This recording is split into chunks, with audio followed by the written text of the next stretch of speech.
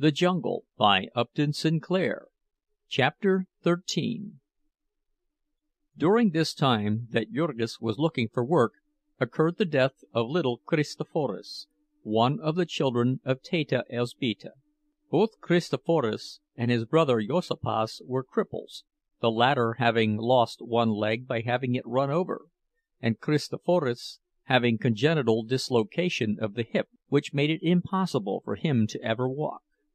He was the last of Teta Elzbieta's children, and perhaps he had been intended by nature to let her know that she had had enough. At any rate, he was wretchedly sick and undersized. He had the rickets, and though he was over 3 years old, he was no bigger than an ordinary child of 1. All day long he would crawl around the floor in a filthy little dress, whining and fretting. Because the floor was full of draughts, he was always catching cold and snuffling because his nose ran. This made him a nuisance and a source of endless trouble in the family. For his mother, with unnatural perversity, loved him best of all her children, and made a perpetual fuss over him, would let him do anything undisturbed, and would burst into tears when his fretting drove Jurgis wild. And now he died. Perhaps it was the smoked sausage he had eaten that morning, which may have been made out of some of the tubercular pork that was condemned as unfit for export. At any rate, an hour after eating it, the child had begun to cry with pain, and in another hour he was rolling about on the floor in convulsions. Little Kotrina, who was all alone with him, ran out screaming for help, and after a while a doctor came, but not until Kristoforas had howled his last howl. No one was really sorry about this except poor Elzbieta, who was inconsolable. Jurgis announced that so far as he was concerned, the child would have to be buried by the city, since they had no money for a funeral, and at this the poor woman almost went out of her senses, wringing her hands and screaming with grief and despair. Her child to be buried in a pauper's grave, and her stepdaughter to stand by and hear it said without protesting! It was enough to make Ona's father rise up out of his grave to rebuke her. If it had come to this, they might as well give up at once, and be buried all of them together. In the end, Maria said that she would help with $10, and Jurgis being still obdurate, Elzbieta went in tears and begged the money from the neighbors. And so little Kristoforas had a mass and a hearse with white plumes on it, and a tiny plot in a graveyard with a wooden cross to mark the place. The poor mother was not the same for months after that. The mere sight of the floor where little Kristoforas had crawled about would make her weep. He had never had a fair chance, poor little fellow, she would say. He had been handicapped from his birth. If only she had heard about it in time, so that she might have had that great doctor to cure him of his lameness! Some time ago, Elzbieta was told, a Chicago billionaire had paid a fortune to bring a great European surgeon over to cure his little daughter of the same disease from which Kristoforas had suffered. And because this surgeon had to have bodies to demonstrate upon, he announced that he would treat the children of the poor, a piece of magnanimity over which the papers became quite eloquent. Elzbieta at last did not read the papers, and no one had told her, but perhaps it was as well, for just then they would not have had the car fare to spare to go every day to wait upon the surgeon, nor, for that matter, anybody with the time to take the child. All this while that he was seeking for work, there was a dark shadow hanging over Jurgis, as if a savage beast were lurking somewhere in the pathway of his life, and he knew it, and yet could not help approaching the place. There are all stages of being out of work in Packingtown, and he faced in dread the prospect of reaching the lowest. There is a place that waits for the lowest man, the fertilizer plant. The men would talk about it in awe-stricken whispers. Not more than 1 in 10 had ever really tried it. The other 9 had contented themselves with hearsay evidence, and a peep through the door. There were some things worse than even starving to death. They would ask Jurgis if he had worked there yet, and if he meant to, and Jurgis would debate the matter with himself. As poor as they were, and making all the sacrifices that they were, would he dare to refuse any sort of work that was offered to him, be it as horrible as ever it could? Would he dare to go home and eat bread that had been earned by Ona, weak and complaining as she was, knowing that he had been given a chance, and had not had the nerve to take it? And yet he might argue that way with himself all day, and one glimpse into the fertilizer works would send him away again, shuddering. He was a man, and he would do his duty. He went and made application, but surely he was not also required to hope for success. The fertilizer works of Durham's lay away from the rest of the plant. Few visitors ever saw them, and the few who did would come out looking like Dante, of whom the peasants declared that he had been into hell. To this part of the yards came all the tankage and the waste products of all sorts. Here they dried out the bones, and in suffocating cellars where the daylight never came, you might see men and women and children bending over whirling machines and sawing bits of bone into all sorts of shapes, breathing their lungs full of the fine dust, and doomed to die, every one of them, within a certain definite time. Here they made the blood into albumin, and made other foul-smelling things into things still more foul-smelling. In the corridors and caverns where it was done you might lose yourself as in the great caves of Kentucky.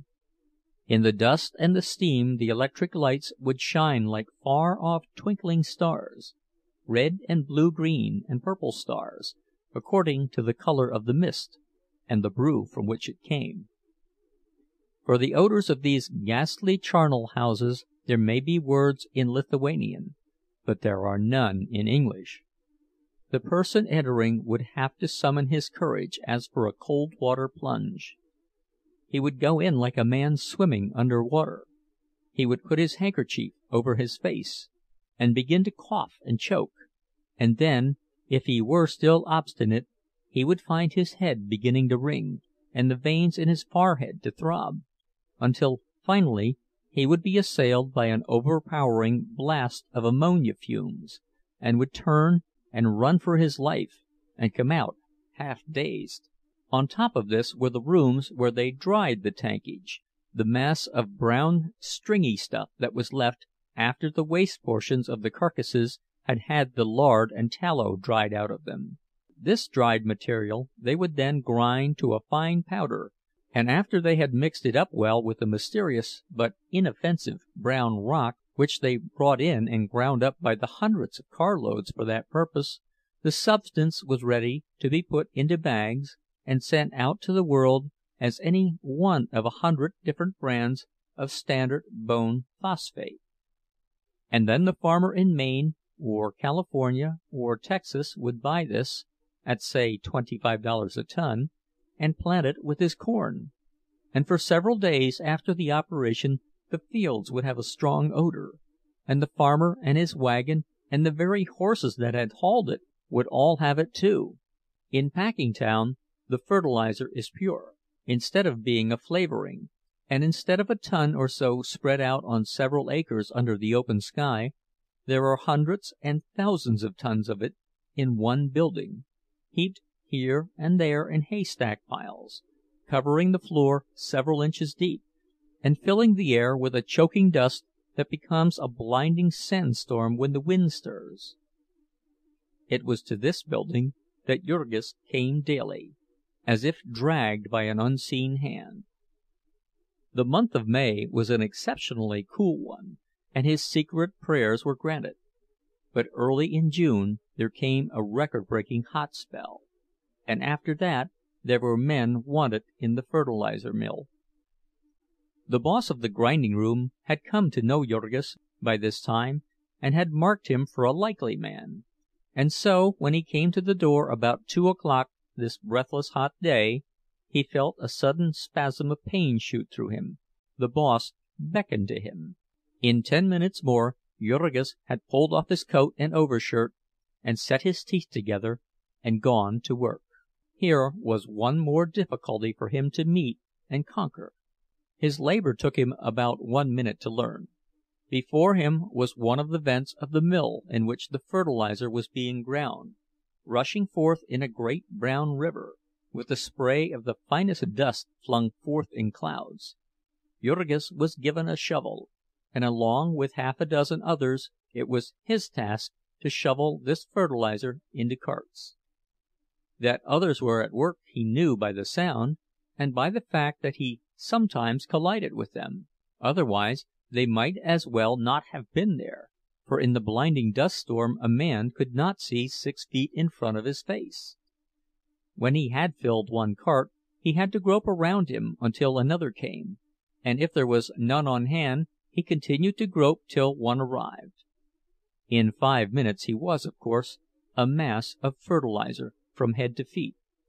They gave him a sponge to tie over his mouth, so that he could breathe, but the sponge did not prevent his lips and eyelids from caking up with it, and his ears from filling solid. He looked like a brown ghost at twilight. From hair to shoes he became the color of the building and of everything in it, and for that matter 100 yards outside it.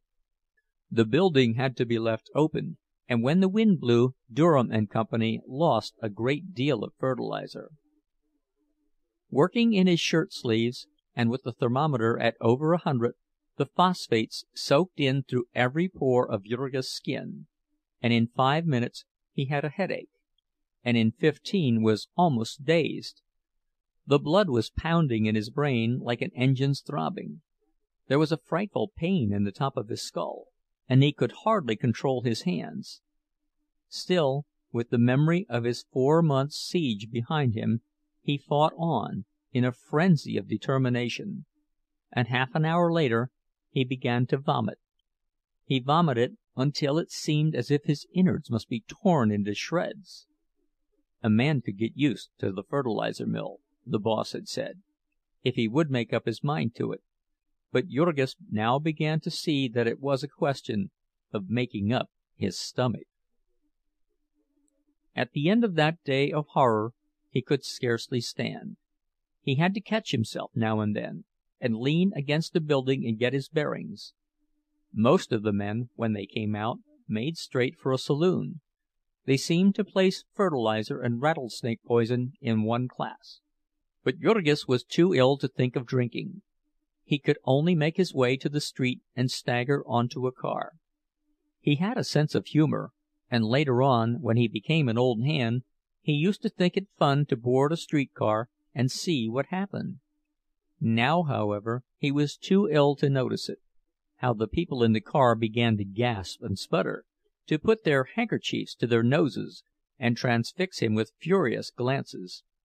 Jurgis only knew that a man in front of him immediately got up and gave him a seat, and that half a minute later the 2 people on each side of him got up, and that in a full minute the crowded car was nearly empty, those passengers who could not get room on the platform having gotten out to walk. Of course, Jurgis had made his home a miniature fertilizer mill a minute after entering. The stuff was half an inch deep in his skin, his whole system was full of it, and it would have taken a week not merely of scrubbing, but of vigorous exercise to get it out of him. As it was, he could be compared with nothing known to men, save that newest discovery of the savants, a substance which emits energy for an unlimited time, without being itself in the least diminished in power. He smelled so that he made all the food at the table taste, and set the whole family to vomiting. For himself, it was 3 days before he could keep anything upon his stomach.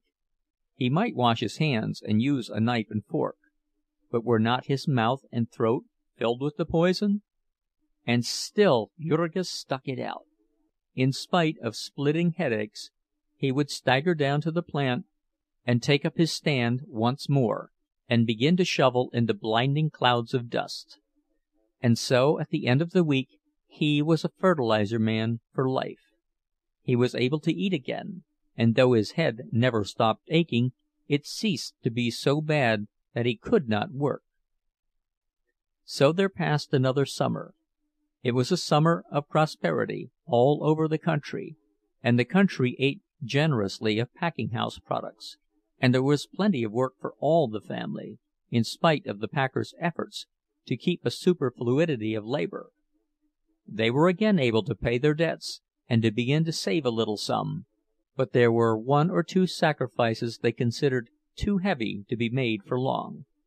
It was too bad that the boys should have to sell papers at their age. It was utterly useless to caution them and plead with them. Quite without knowing it, they were taking on the tone of their new environment. They were learning to swear in voluble English. They were learning to pick up cigar stumps and smoke them, to pass hours of their time gambling with pennies and dice and cigarette cards. They were learning the location of all the houses of prostitution on the levee, and the names of the madams who kept them, and the days when they gave their state banquets, which the police captains and the big politicians all attended. If a visiting country customer were to ask them, they could show him which was Hinky-Dink's famous saloon, and could even point out to him by name the different gamblers and thugs and hold-up men who made the place their headquarters. And worse yet, the boys were getting out of the habit of coming home at night. What was the use, they would ask, of wasting time and energy and a possible car fare, riding out to the stockyards every night when the weather was pleasant and they could crawl under a truck or into an empty doorway and sleep exactly as well? So long as they brought home a $50 for each day, what mattered it when they brought it? But Jurgis declared that from this to ceasing to come at all would not be a very long step, and so it was decided that Vilimas and Nikolajos should return to school in the fall, and that instead Elzbieta should go out and get some work, her place at home being taken by her younger daughter. Little Kotrina was like most children of the poor, prematurely made old. She had to take care of her little brother, who was a cripple, and also of the baby. She had to cook the meals, and wash the dishes, and clean house, and have supper ready when the workers came home in the evening. She was only 13, and small for her age, but she did all this without a murmur, and her mother went out, and after trudging a couple days about the yards, settled down as a servant of a sausage machine. Elzbieta was used to working, but she found this change a hard one, for the reason that she had to stand motionless upon her feet from 7 o'clock in the morning till 12:30, and again from 1 till 5:30. For the first few days it seemed to her that she could not stand it. She suffered almost as much as Jurgis had from the fertilizer, and would come out at sundown with her head fairly reeling. Besides this, she was working in one of the dark holes, by electric light, and the dampness too was deadly. There were always puddles of water on the floor, and a sickening odor of moist flesh in the room. The people who worked there followed the ancient custom of nature, whereby the ptarmigan is the color of dead leaves in the fall and of snow in the winter, and the chameleon, who is black when he lies upon a stump and turns green when he moves to a leaf. The men and women who worked in this department were precisely the color of the fresh country sausage they made. The sausage room was an interesting place to visit for 2 or 3 minutes, and provided that you did not look at the people. The machines were perhaps the most wonderful things in the entire plant. Presumably, sausages were once chopped and stuffed by hand, and if so, it would be interesting to know how many workers had been displaced by these inventions. On one side of the room were the hoppers, into which men shoveled loads of meat and wheelbarrows full of spices. In these great bowls were whirling knives that made 2,000 revolutions a minute, and when the meat was ground fine and adulterated with potato flour and well mixed with water, it was forced to the stuffing machines on the other side of the room. The latter were tended by women. There was a sort of spout like the nozzle of a hose, and one of the women would take a long string of casing and put the end over the nozzle, and then work the whole thing on, as one works on the finger of a tight glove. This string would be 20 or 30 feet long, but the woman would have it all on in a jiffy, and when she had several on, she would press a lever, and a stream of sausage meat would be shot out, taking the casing with it as it came. Thus one might stand and see appear, miraculously born from the machine, a wriggling snake of sausage of incredible length. In front was a big pan which caught these creatures, and two more women who seized them as fast as they appeared and twisted them into links. This was, for the uninitiated, the most perplexing work of all, for all that the woman had to give was a single turn of the wrist. And in some way she contrived to give it so that instead of an endless chain of sausages, one after another, there grew under her hands a string of sausages, all dangling from a single center. It was quite like the feat of a prestidigitator, for the woman worked so fast that the eye could literally not follow her, and there was only a mist of motion, and tangle after tangle of sausages appearing. In the midst of the mist, however, the visitor would suddenly notice the tense, set face, with the two wrinkles graven in the forehead, and the ghastly pallor of the cheeks, and then he would suddenly recollect that it was time he was going on. The woman did not go on.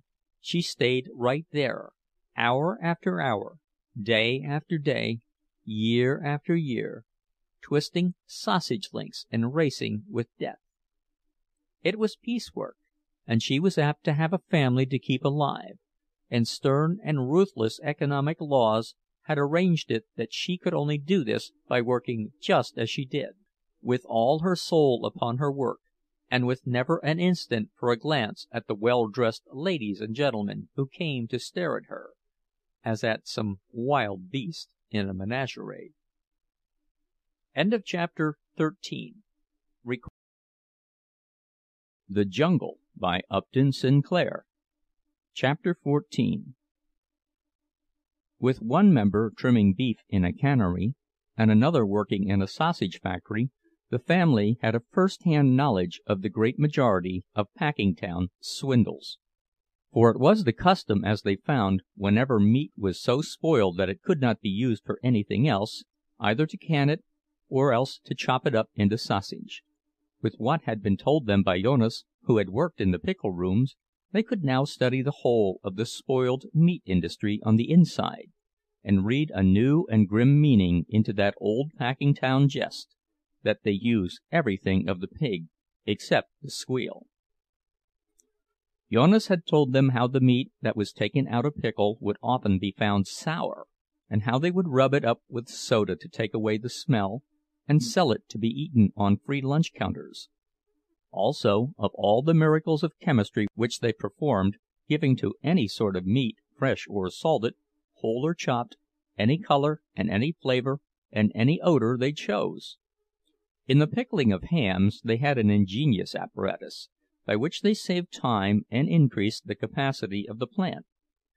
A machine consisting of a hollow needle, attached to a pump.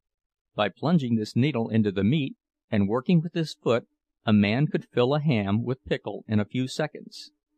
And yet, in spite of this, there would be hams found spoiled, some of them with an odor so bad that a man could hardly bear to be in the room with them. To pump into these, the packers had a second and much stronger pickle, which destroyed the odor, a process known to the workers as giving them 30%. Also, after the hams had been smoked, there would be found some that had gone to the bad. Formerly these had been sold as No. 3 grade, but later on some ingenious person had hit upon a new device, and now they would extract the bone, about which the bad part generally lay, and insert in the hole a white-hot iron. After this invention there was no longer No. 1, No. 2, and 3 grade. There was only No. 1 grade.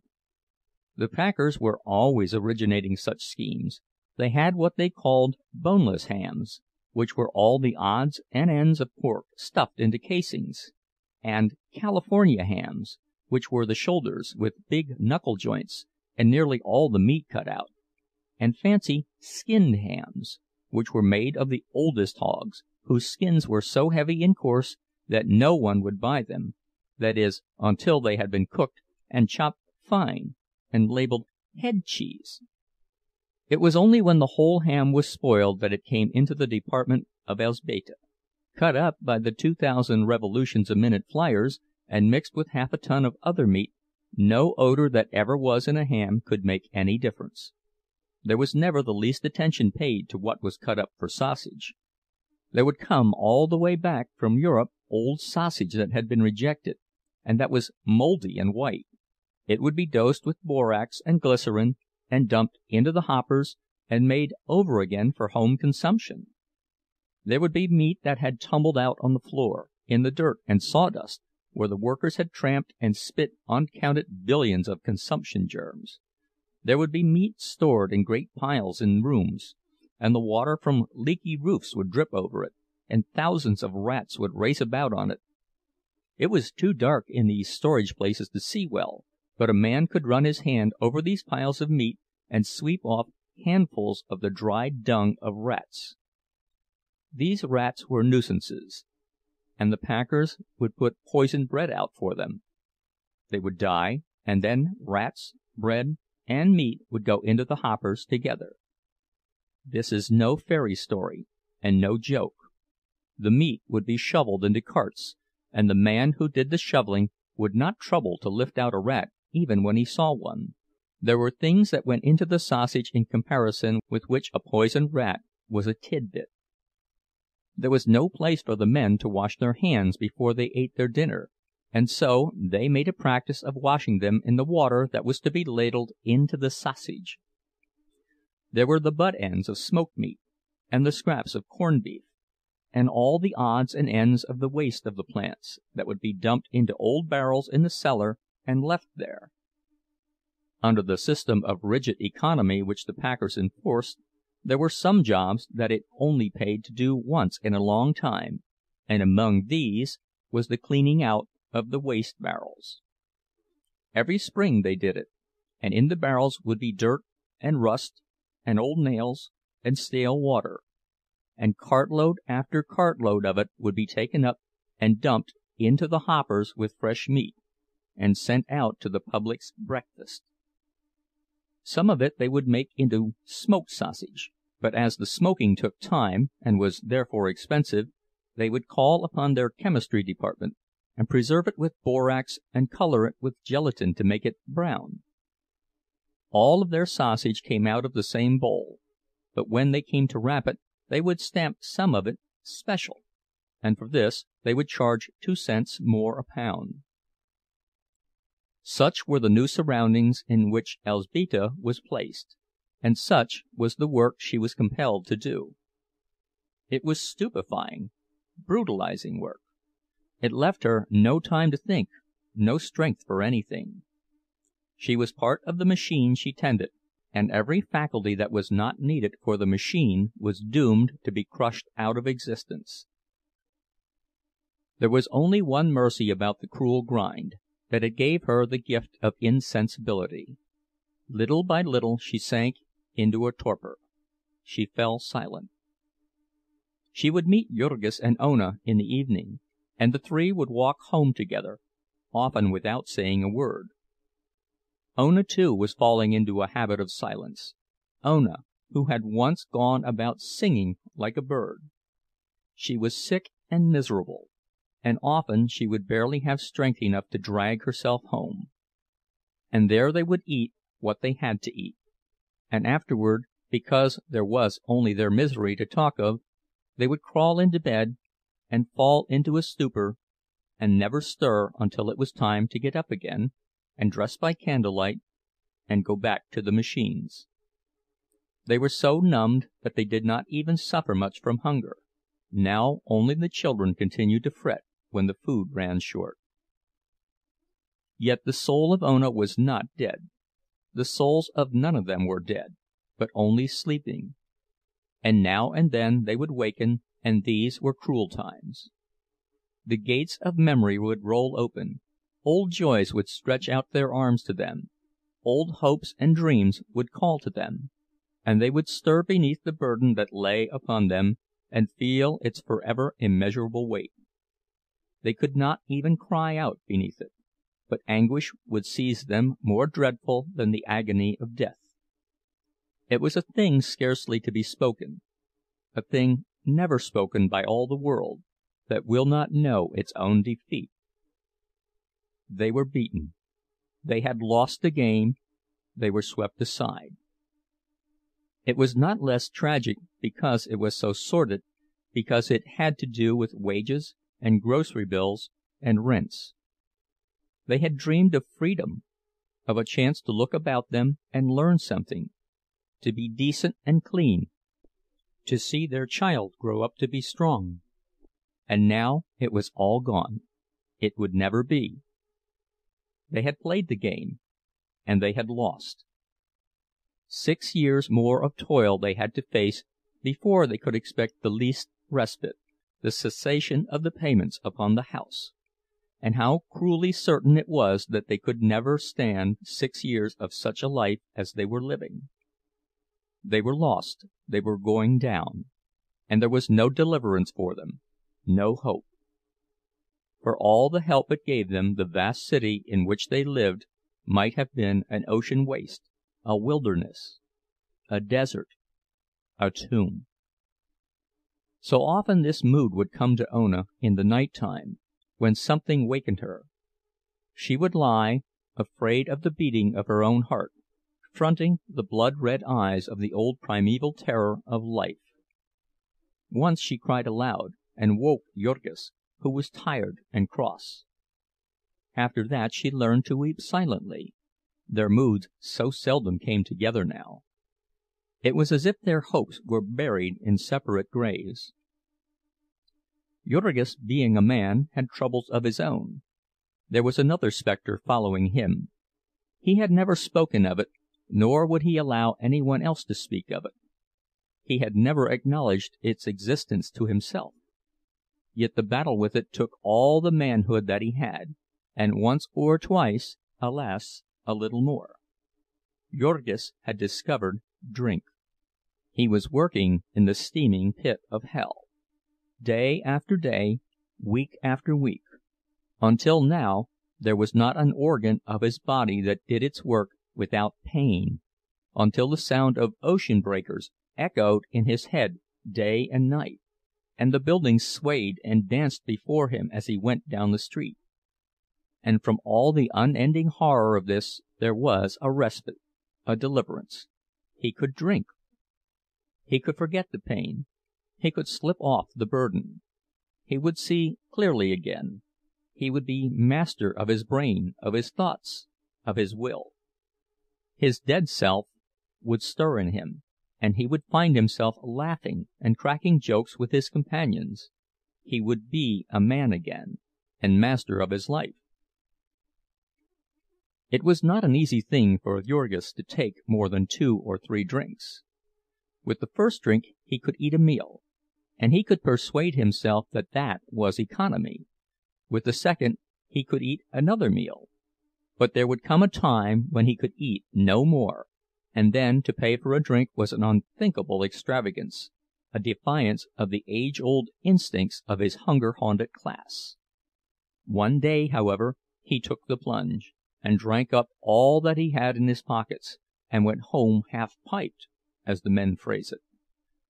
He was happier than he had been in a year, and yet, because he knew that the happiness would not last, he was savage, too, with those who would wreck it, and with the world, and with his life. And then again, beneath this, he was sick with the shame of himself. Afterward, when he saw the despair of his family, and reckoned up the money he had spent, the tears came into his eyes, and he began the long battle with the specter. It was a battle that had no end, that never could have one. But Jurgis did not realize that very clearly. He was not given much time for reflection. He simply knew that he was always fighting. Steeped in misery and despair as he was, Merely to walk down the street was to be put upon the rack. There was surely a saloon on the corner, perhaps on all four corners, and some in the middle of the block as well, and each one stretched out a hand to him. Each one had a personality of its own, allurements unlike any other. Going and coming, before sunrise and after dark, there was warmth and a glow of light, and the steam of hot food, and perhaps music, or a friendly face, and a word of good cheer. Jurgis developed a fondness for having Ona on his arm whenever he went out on the street, and he would hold her tightly and walk fast. It was pitiful to have Ona know of this. It drove him wild to think of it. The thing was not fair, for Ona had never tasted drink, and so could not understand. Sometimes, in desperate hours, he would find himself wishing that she might learn what it was, so that he need not be ashamed in her presence. They might drink together, and escape from the horror—escape for a while, come what would. So there came a time when nearly all the conscious life of Jurgis consisted of a struggle with the craving for liquor. He would have ugly moods, when he hated Ona and the whole family, because they stood in his way. He was a fool to have married. He had tied himself down, had made himself a slave. It was all because he was a married man that he was compelled to stay in the yards. If it had not been for that, he might have gone off like Jonas, and to hell with the packers. There were few single men in the fertilizer mill, and those few were working only for a chance to escape. Meantime, too, they had something to think about while they worked. They had the memory of the last time they had been drunk, and the hope of the time when they would be drunk again. As for Jurgis, he was expected to bring home every penny. He could not even go with the men at noontime. He was supposed to sit down and eat his dinner on a pile of fertilizer dust. This was not always his mood, of course. He still loved his family, but just now was a time of trial. Poor little Antanas, for instance, who had never failed to win him with a smile. Little Antanas was not smiling just now, being a mass of fiery red pimples. He had had all the diseases that babies are heir to, in quick succession: scarlet fever, mumps, and whooping cough in the first year, and now he was down with the measles. There was no one to attend to him but Kotrina. There was no doctor to help him, because they were too poor, and children did not die of the measles, at least not often.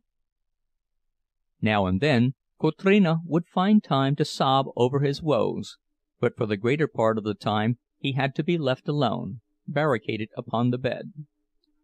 The floor was full of draughts, and if he caught cold he would die. At night he was tied down, lest he should kick the covers off him, while the family lay in their stupor of exhaustion. He would lie and scream for hours, almost in convulsions, and then, when he was worn out, he would lie whimpering and wailing in his torment. He was burning up with fever, and his eyes were running sores. In the daytime he was a thing uncanny and impish to behold, a plaster of pimples and sweat, a great purple lump of misery. Yet all this was not really as cruel as it sounds, for sick as he was, little Antanas was the least unfortunate member of that family. He was quite able to bear his sufferings. It was as if he had all these complaints to show what a prodigy of health he was. He was the child of his parents' youth and joy. He grew up like the conjurer's rosebush, and all the world was his oyster.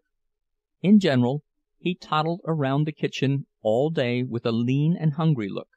The portion of the family's allowance that fell to him was not enough, and he was unrestrainable in his demand for more. Antanas was but little over a year old, and already no one but his father could manage him. It seemed as if he had taken all of his mother's strength, had left nothing for those that might come after him. Ona was with child again now, and it was a dreadful thing to contemplate. Even Jurgis, dumb and despairing as he was, could not but understand that yet other agonies were on the way, and shudder at the thought of them. For Ona was visibly going to pieces. In the first place, she was developing a cough, like the one that had killed old Dede Antanas. She had had a trace of it ever since that fatal morning when the greedy streetcar corporation had turned her out into the rain, but now it was beginning to grow serious, and to wake her up at night. Even worse than that was the fearful nervousness from which she suffered. She would have frightful headaches and fits of aimless weeping, and sometimes she would come home at night shuddering and moaning, and would fling herself down upon the bed and burst into tears. Several times she was quite beside herself and hysterical, and then Jurgis would go half mad with fright. Elzbieta would explain to him that it could not be helped, that a woman was subject to such things when she was pregnant, but he was hardly to be persuaded, and would beg and plead to know what had happened. She had never been like this before, he would argue. It was monstrous and unthinkable. It was the life she had to live, the accursed work she had to do, that was killing her by inches. She was not fitted for it. No woman was fitted for it. No woman ought to be allowed to do such work. If the world could not keep them alive any other way, it ought to kill them at once, and be done with it. They ought not to marry, to have children. No working man ought to marry. If he, Jurgis, had known what a woman was like, he would have had his eyes torn out first. So he would carry on, becoming half hysterical himself, which was an unbearable thing to see in a big man. Ona would pull herself together and fling herself into his arms, begging him to stop, to be still, that she would be better, it would be all right. So she would lie and sob out her grief upon his shoulder, while he gazed at her, as helpless as a wounded animal, the target of unseen enemies. End of chapter 14. The Jungle by Upton Sinclair. Chapter 15. The beginning of these perplexing things was in the summer, and each time Ona would promise him with terror in her voice that it would not happen again, but in vain. Each crisis would leave Jurgis more and more frightened, more disposed to distrust Elzbieta's consolations, and to believe that there was some terrible thing about all this that he was not allowed to know. Once or twice in these outbreaks he caught Ona's eye, and it seemed to him like the eye of a hunted animal. There were broken phrases of anguish and despair now and then, amid her frantic weeping. It was only because he was so numb and beaten himself that Jurgis did not worry more about this. But he never thought of it, except when he was dragged to it. He lived like a dumb beast of burden, knowing only the moment in which he was. The winter was coming on again, more menacing and cruel than ever.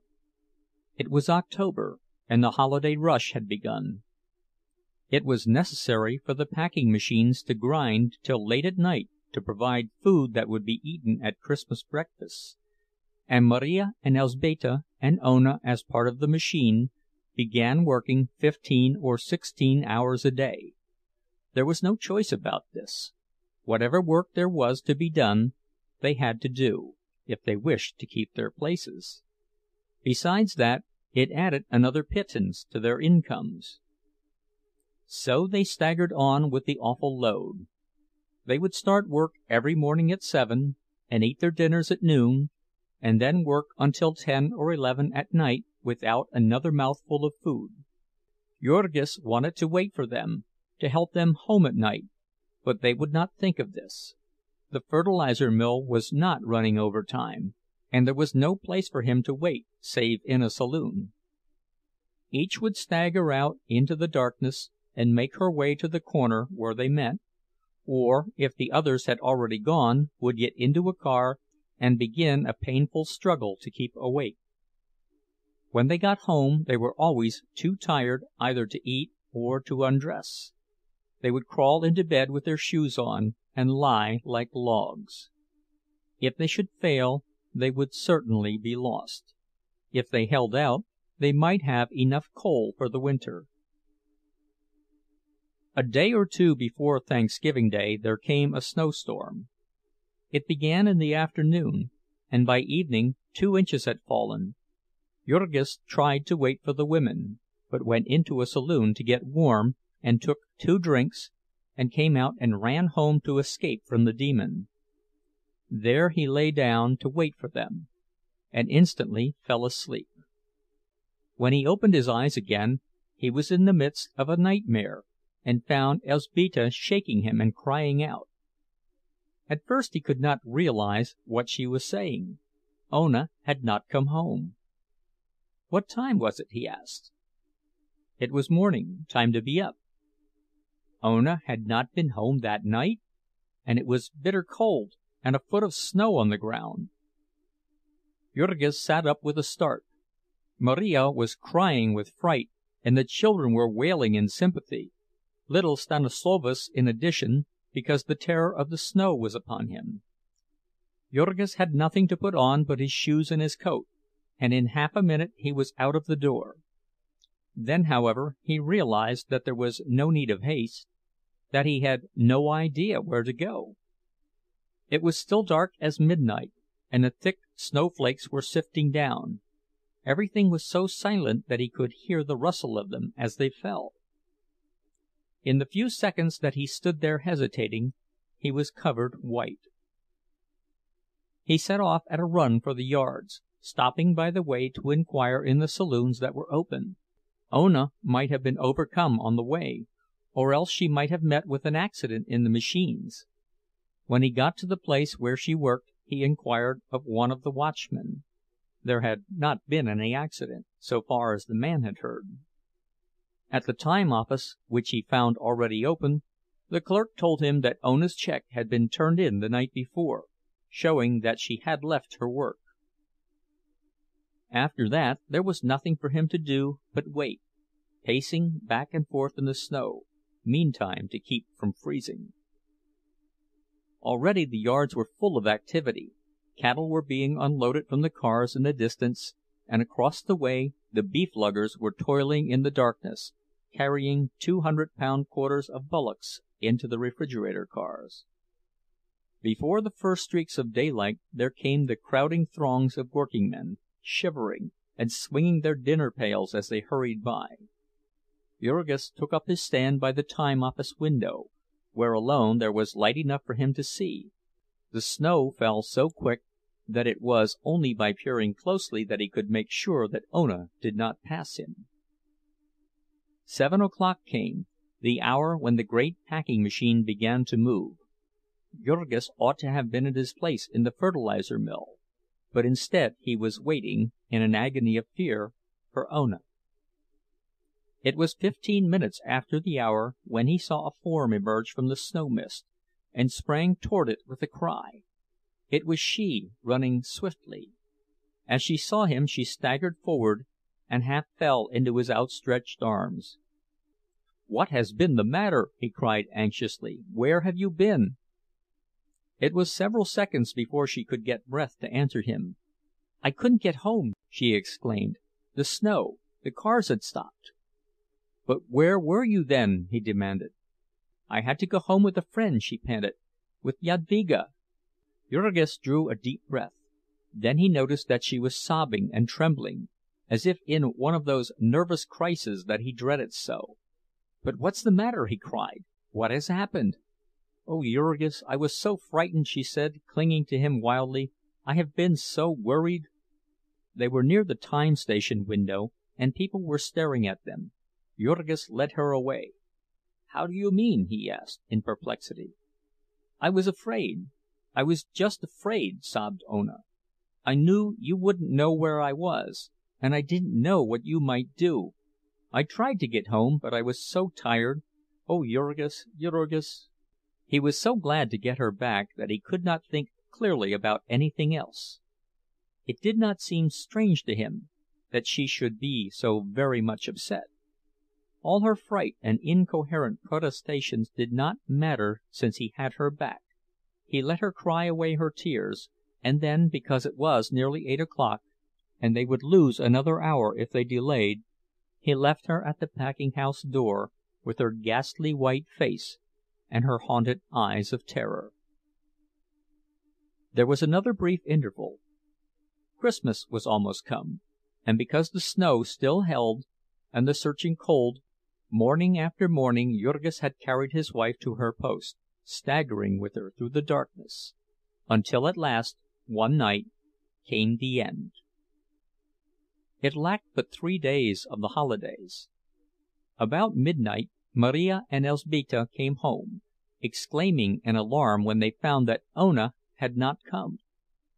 The two had agreed to meet her, and after waiting, had gone to the room where she worked, only to find that the ham-wrapping girls had quit work an hour before and left.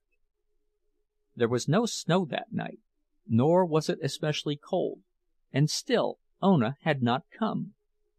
Something more serious must be wrong this time. They aroused Jurgis, and he sat up and listened crossly to the story. She must have gone home again with Jadvyga, he said.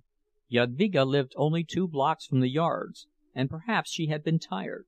Nothing could have happened to her, and even if there had, there was nothing could be done about it until morning.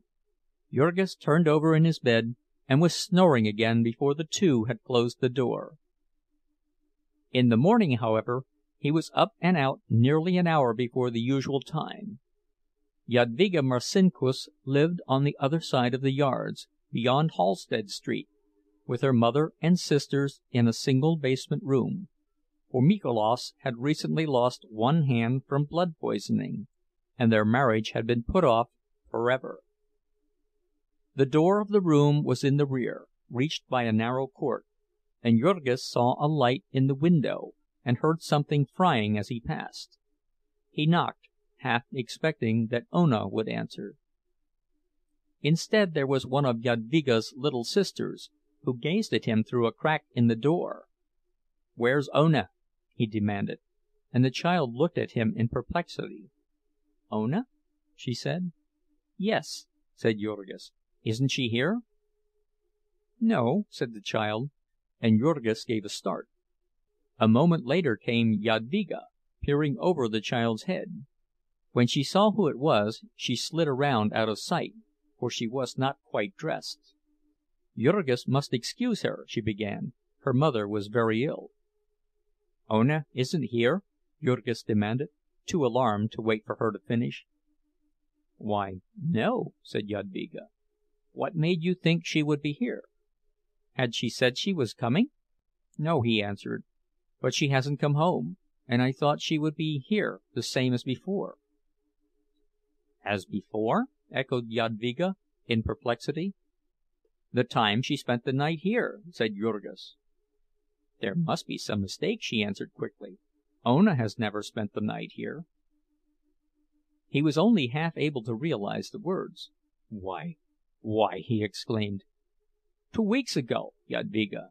She told me so the night it snowed, and she could not get home." "There must be some mistake," declared the girl again. "She didn't come here." He steadied himself by the door-sill, and Jadvyga, in her anxiety, for she was fond of Ona, opened the door wide, holding her jacket across her throat. "Are you sure you didn't misunderstand her?" she cried. "She must have meant somewhere else. She said here," insisted Jurgis. "She told me all about you, and how you were, and what you said. Are you sure you haven't forgotten you weren't away?" "No, no!" she exclaimed, and then came a peevish voice. "Jadvyga, you are giving the baby a cold. Shut the door." Jurgis stood for half a minute more, stammering his perplexity through 1/8 of an inch of crack; and then, as there was really nothing more to be said, he excused himself and went away. He walked on half dazed, without knowing where he went. Ona had deceived him. She had lied to him. And what could that mean? Where had she been? Where was she now?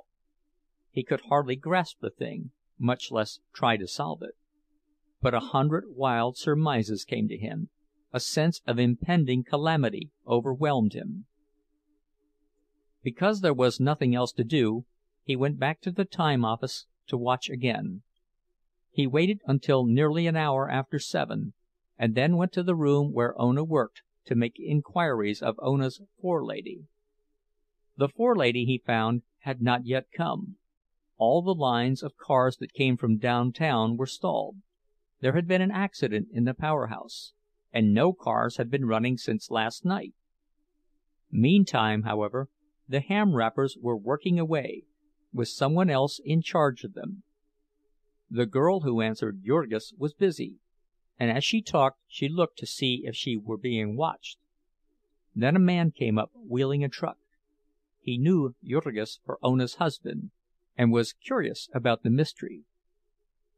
"Maybe the cars had something to do with it," he suggested. "Maybe she had gone downtown." "No," said Jurgis, "she never went downtown." "Perhaps not," said the man. Jurgis thought he saw him exchange a swift glance with the girl as he spoke, and he demanded quickly, "What do you know about it?" But the man had seen that the boss was watching him. He started on again, pushing his truck. "I don't know anything about it," he said over his shoulder. "How should I know where your wife goes?" Then Jurgis went out again, and paced up and down before the building. All the morning he stayed there, with no thought of his work. About noon he went to the police station to make inquiries, and then came back again for another anxious vigil. Finally, toward the middle of the afternoon, he set out for home once more. He was walking out Ashland Avenue. The streetcars had begun running again, and several passed him, packed to the steps with people. The sight of them set Jurgis to thinking again of the man's sarcastic remark, and half involuntarily he found himself watching the cars, with the result that he gave a sudden startled exclamation and stopped short in his tracks. Then he broke into a run. For a whole block he tore after the car, only a little ways behind. That rusty black hat with the drooping red flower—it might not be Ona's, but there was very little likelihood of it. He would know for certain very soon, for she would get out 2 blocks ahead. He slowed down and let the car go on. She got out, and as soon as she was out of sight on the side street, Jurgis broke into a run. Suspicion was rife in him now, and he was not ashamed to shadow her. He saw her turn the corner near their home, and then he ran again, and saw her as she went up the porch steps of the house. After that he turned back, and for 5 minutes paced up and down, his hands clenched tightly and his lips set, his mind in a turmoil. Then he went home and entered. As he opened the door, he saw Elzbieta, who had also been looking for Ona, and had come home again.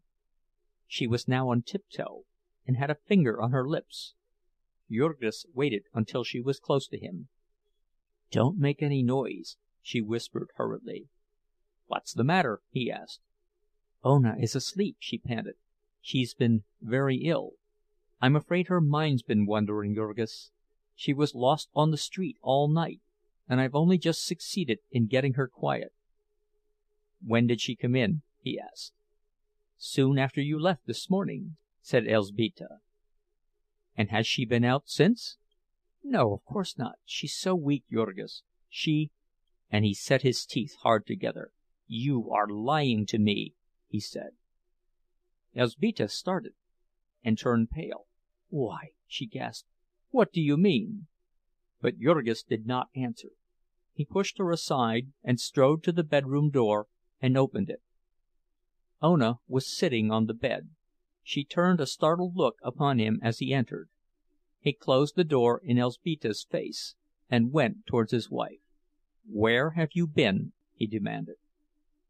She had her hands clasped tightly in her lap, and he saw that her face was as white as paper, and drawn with pain. She gasped once or twice as she tried to answer him, and then began, speaking low and swiftly. "Jurgis, I think I have been out of my mind. I started to come home last night, and I could not find the way. I walked all night, I think, and I only got home this morning." "You needed a rest," he said in a hard tone. "Why did you go out again?"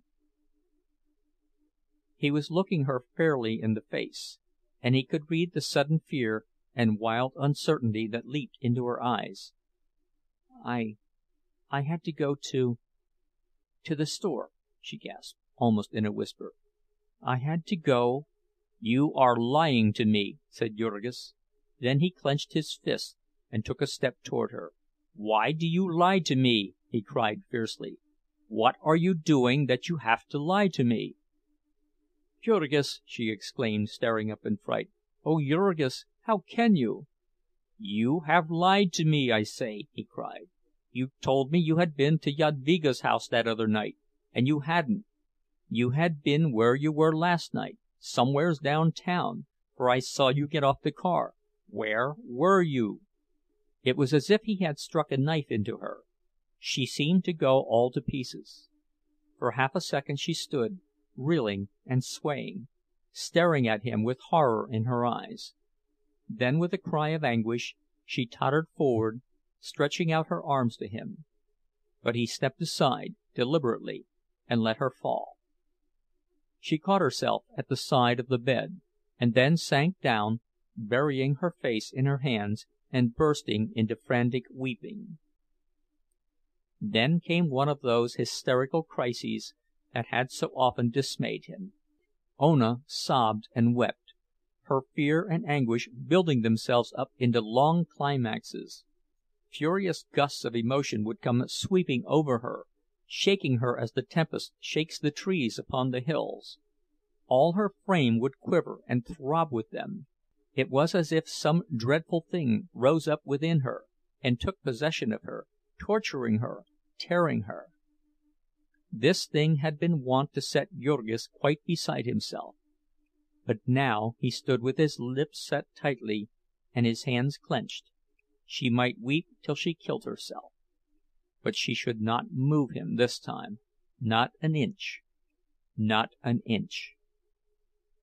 Because the sound she made set his blood to running cold, and his lips to quivering in spite of himself, he was glad of the diversion when Teta Elzbieta, pale with fright, opened the door and rushed in. Yet he turned upon her with an oath. "Go out!" he cried. "Go out!"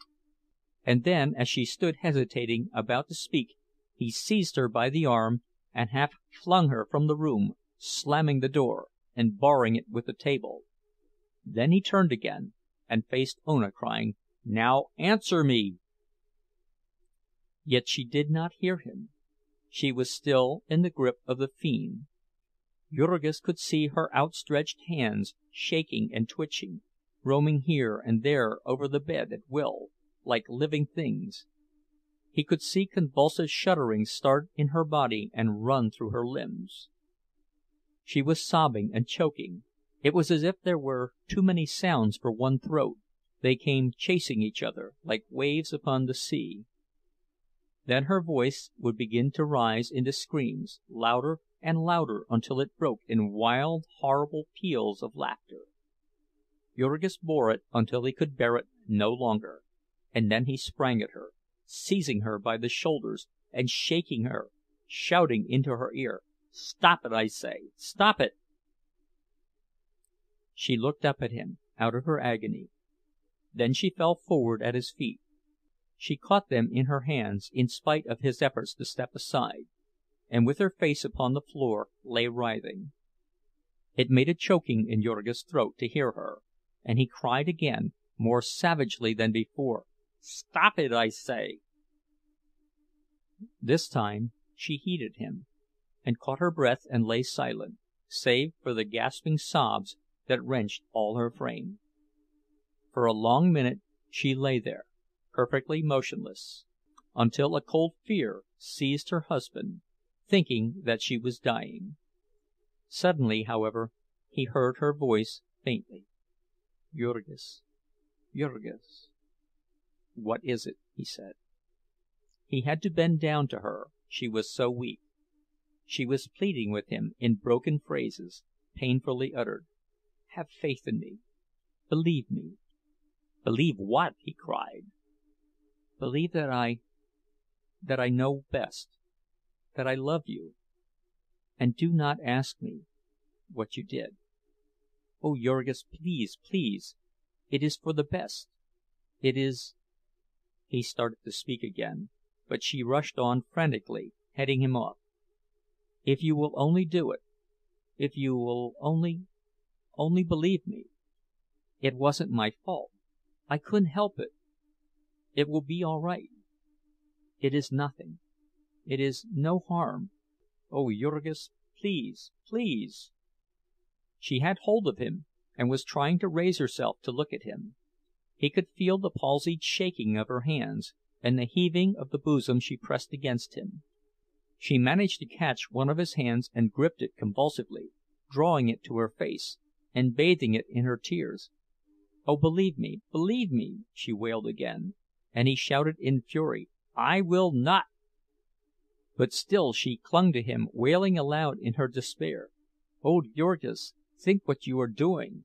It will ruin us! It will ruin us! Oh, no, you must not do it! No, don't do it! You must not do it! It will drive me mad! It will kill me! No, no, Jurgis, I am crazy! It is nothing! You do not really need to know. We can be happy. We can love each other just the same. Oh, please, please believe me!" Her words fairly drove him wild. He tore his hands loose and flung her off. "Answer me!" he cried. "God damn it, I say, answer me!" She sank down upon the floor, beginning to cry again. It was like listening to the moan of a damned soul, and Jurgis could not stand it.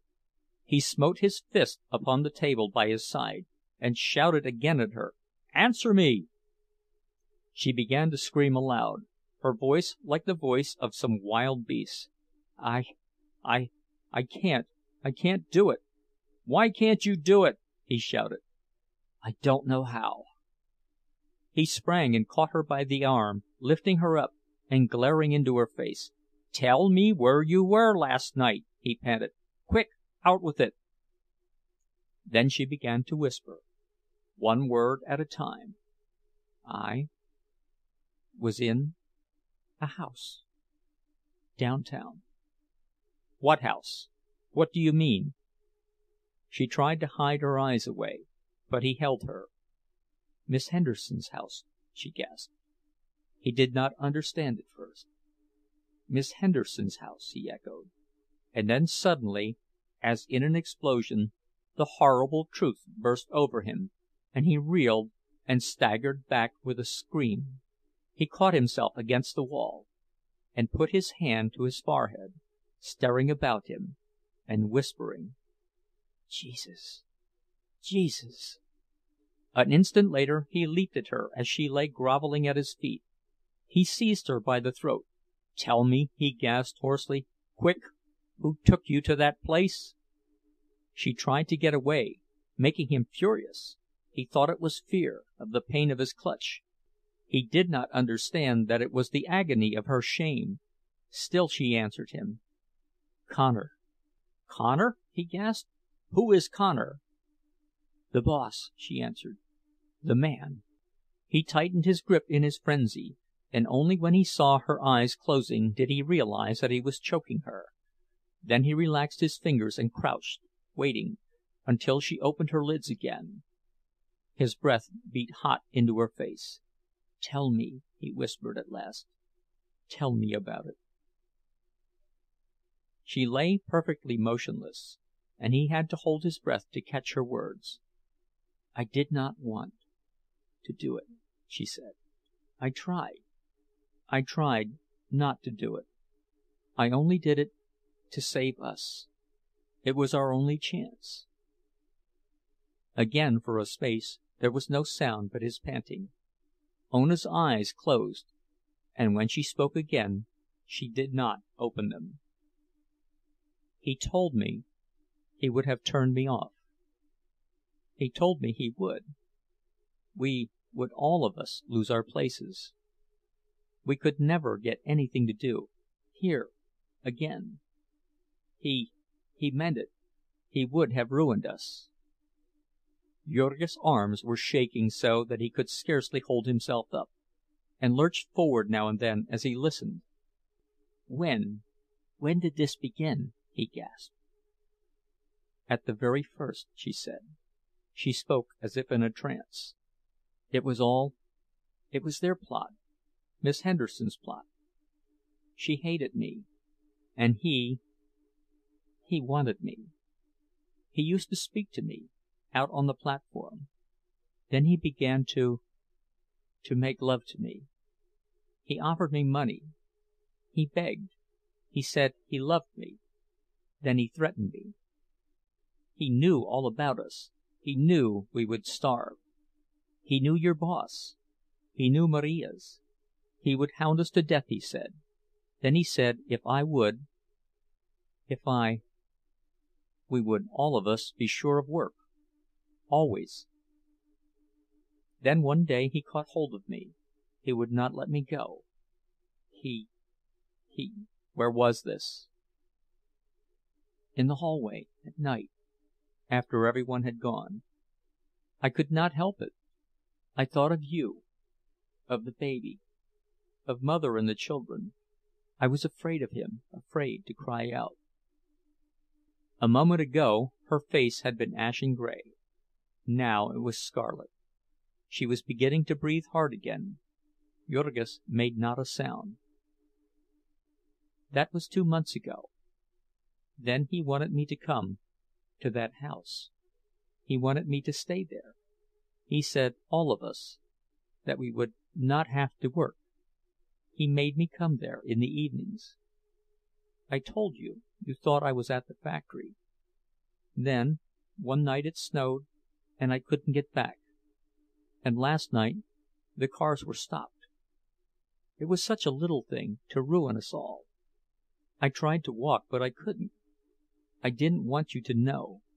It would have been all right. We could have gone on, just the same. You need never have known about it. He was getting tired of me. He would have let me alone soon. I am going to have a baby. I am getting ugly. He told me that. Twice he told me, last night.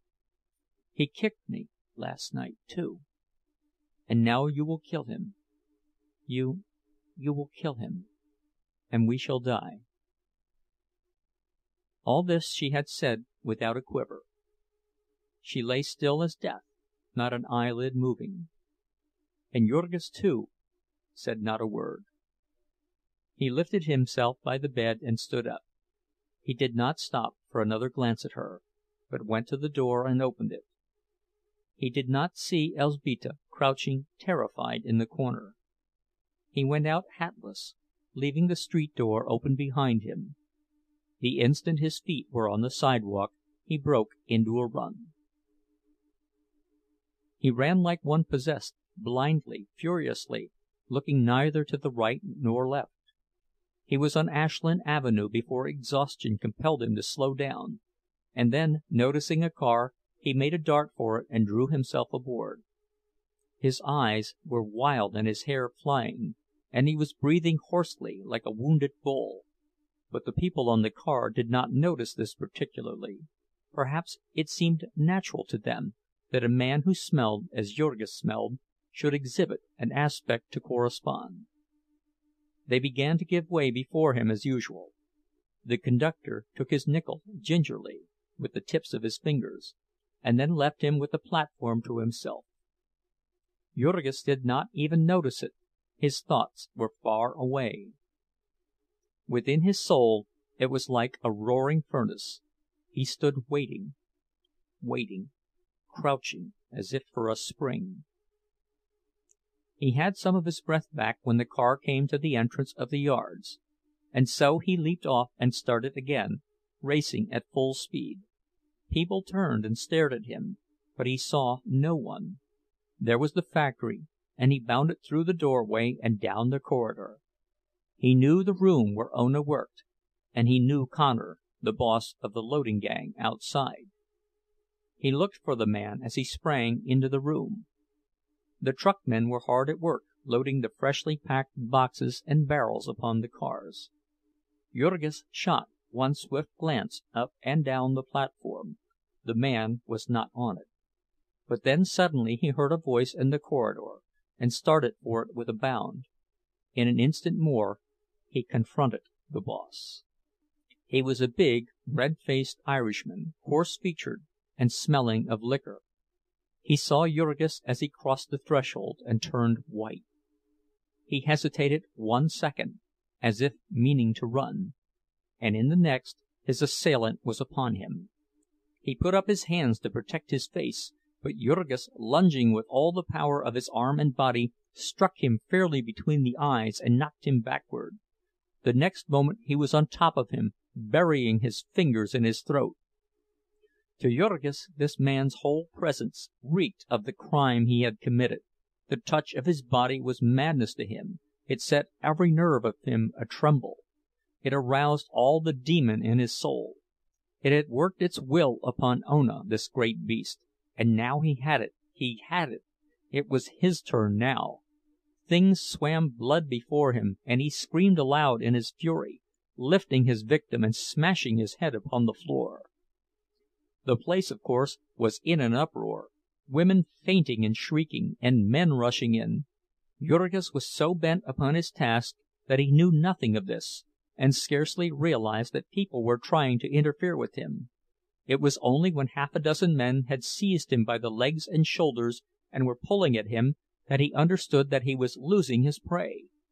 In a flash he had bent down and sunk his teeth into the man's cheek, and when they tore him away he was dripping with blood, and little ribbons of skin were hanging in his mouth. They got him down upon the floor, clinging to him by his arms and legs, and still they could hardly hold him.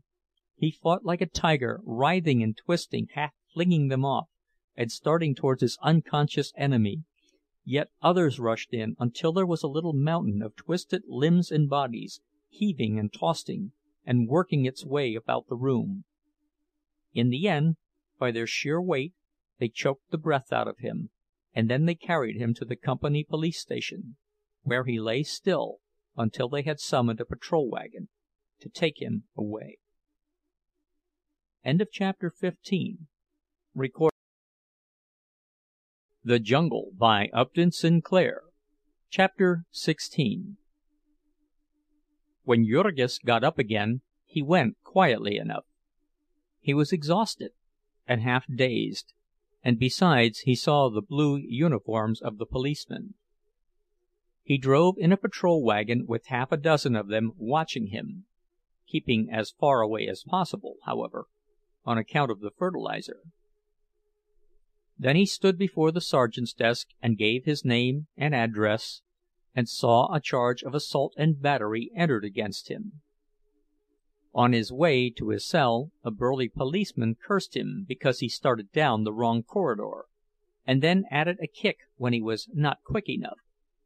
Nevertheless, Jurgis did not even lift his eyes. He had lived 2 years and a half in Packingtown, and he knew what the police were.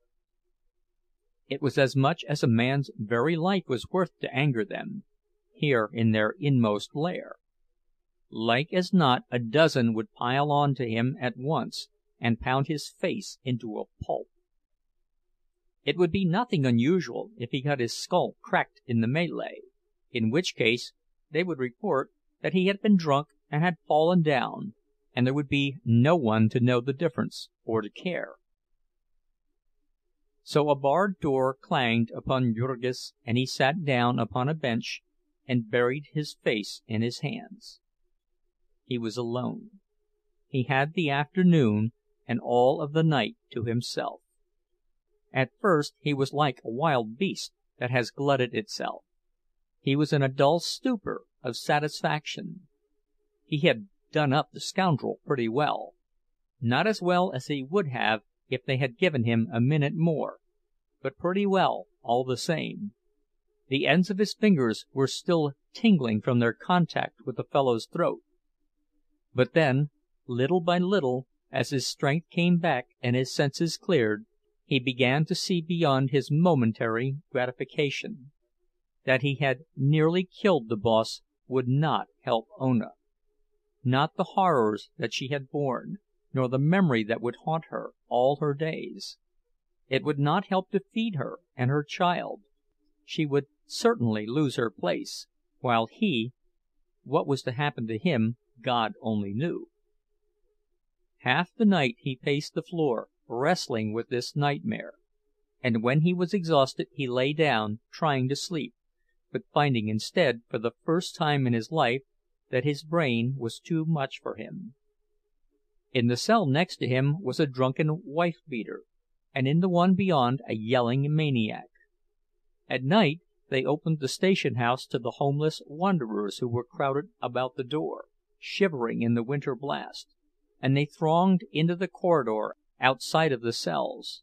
Some of them stretched themselves out on the bare stone floor and fell to snoring. Others sat up, laughing and talking, cursing and quarreling. The air was fetid with their breath, yet in spite of this, some of them smelled Jurgis and called down the torrents of hell upon him, while he lay in a far corner of his cell, counting the throbbings of the blood in his forehead. They had brought him his supper, which was duffers and dope, being hunks of dry bread on a tin plate, and coffee, called dope because it was drugged to keep the prisoners quiet. Jurgis had not known this, or he would have swallowed the stuff in desperation. As it was, every nerve of him was aquiver with shame and rage. Toward morning the place fell silent, and he got up and began to pace his cell. And then within the soul of him there rose up a fiend, red-eyed and cruel, and tore out the strings of his heart. It was not for himself that he suffered.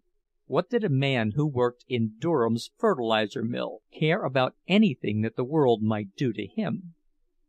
What was any tyranny of prison compared with the tyranny of the past, of the thing that had happened and could not be recalled, of the memory that could never be effaced? The horror of it drove him mad. He stretched out his arms to heaven, crying out for deliverance from it. And there was no deliverance. There was no power, even in heaven, that could undo the past. It was a ghost that would not drown. It followed him, it seized upon him and beat him to the ground. Ah, if only he could have foreseen it! But then, he would have foreseen it if he had not been a fool. He smote his hands upon his forehead, cursing himself because he had ever allowed Ona to work where she had, because he had not stood between her and a fate which everyone knew to be so common.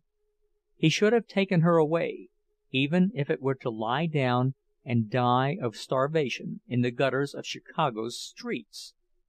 And now, oh, it could not be true! It was too monstrous, too horrible! It was a thing that could not be faced. A new shuddering seized him every time he tried to think of it. No, there was no bearing the load of it, there was no living under it. There would be none for her. He knew that he might pardon her, might plead with her on his knees, but she would never look him in the face again. She would never be his wife again. The shame of it would kill her. There could be no other deliverance, and it was best that she should die. This was simple and clear, and yet, with cruel inconsistency, whenever he escaped from this nightmare, it was to suffer and cry out at the vision of Ona starving. They had put him in jail, and they would keep him here a long time, years maybe. And Ona would surely not go to work again, broken and crushed as she was. And Elzbieta and Marija too might lose their places. If that hell-fiend Connor chose to set to work to ruin them, they would all be turned out. And even if he did not, they could not live. Even if the boys left school again, they could surely not pay all the bills without him and Ona. They had only a few dollars now. They had just paid the rent of the house a week ago, and that after it was 2 weeks overdue. So it would be due again in a week. They would have no money to pay it then, and they would lose the house after all their long, heartbreaking struggle. 3 times now the agent had warned him that he would not tolerate another delay. Perhaps it was very base of Jurgis to be thinking about the house when he had the other unspeakable thing to fill his mind. Yet how much he had suffered for this house, how much they had all of them suffered! It was their one hope of respite as long as they lived. They had put all their money into it, and they were working people, poor people, whose money was their strength, the very substance of them, body and soul, the thing by which they lived, and for lack of which they died. And they would lose it all. They would be turned out into the streets, and have to hide in some icy garret, and live or die as best they could. Jurgis had all the night, and all of many more nights, to think about this, and he saw the thing in its details. He lived it all as if he were there. They would sell their furniture, and then run into debt at the stores, and then be refused credit. They would borrow a little from the Szedvilases, whose delicatessen store was tottering on the brink of ruin. The neighbors would come and help them a little. Poor sick Jadwiga would bring a few spare pennies, as she always did when people were starving, and Tamoszius Kuszleika would bring them the proceeds of a night's fiddling. So they would struggle to hang on until he got out of jail. Or would they know that he was in jail? Would they be able to find out anything about him? Would they be allowed to see him? Or was it to be part of his punishment to be kept in ignorance about their fate? His mind would hang upon the worst possibilities. He saw Ona ill and tortured, Maria out of her place, little Stanislovas unable to get to work for the snow, the whole family turned out on the street. God Almighty, would they actually let them lie down in the street and die? Would there be no help even then? Would they wander about in the snow till they froze? Jurgis had never seen any dead bodies in the streets, but he had seen people evicted and disappear, no one knew where. And though the city had a relief bureau, though there was a charity organization society in the stockyards district, in all his life there he had never heard of either of them. They did not advertise their activities, having more calls than they could attend to without that. So on until morning. Then he had another ride in the patrol wagon, along with the drunken wife-beater and the maniac, several plain drunks and saloon fighters, a burglar, and 2 men who had been arrested for stealing meat from the packing houses. Along with them, he was driven into a large white-walled room, stale-smelling and crowded. In front, upon a raised platform behind a rail, sat a stout, florid-faced personage, with a nose broken out in purple blotches. Our friend realized vaguely that he was about to be tried. He wondered what for, whether or not his victim might be dead, and if so, what they would do with him. Hang him, perhaps, or beat him to death. Nothing would have surprised Jurgis, who knew little of the laws.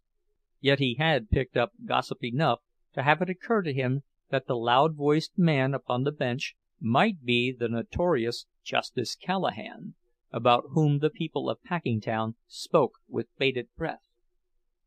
Pat Callahan, Growler Pat, as he had been known before he ascended the bench, had begun life as a butcher boy and a bruiser of local reputation.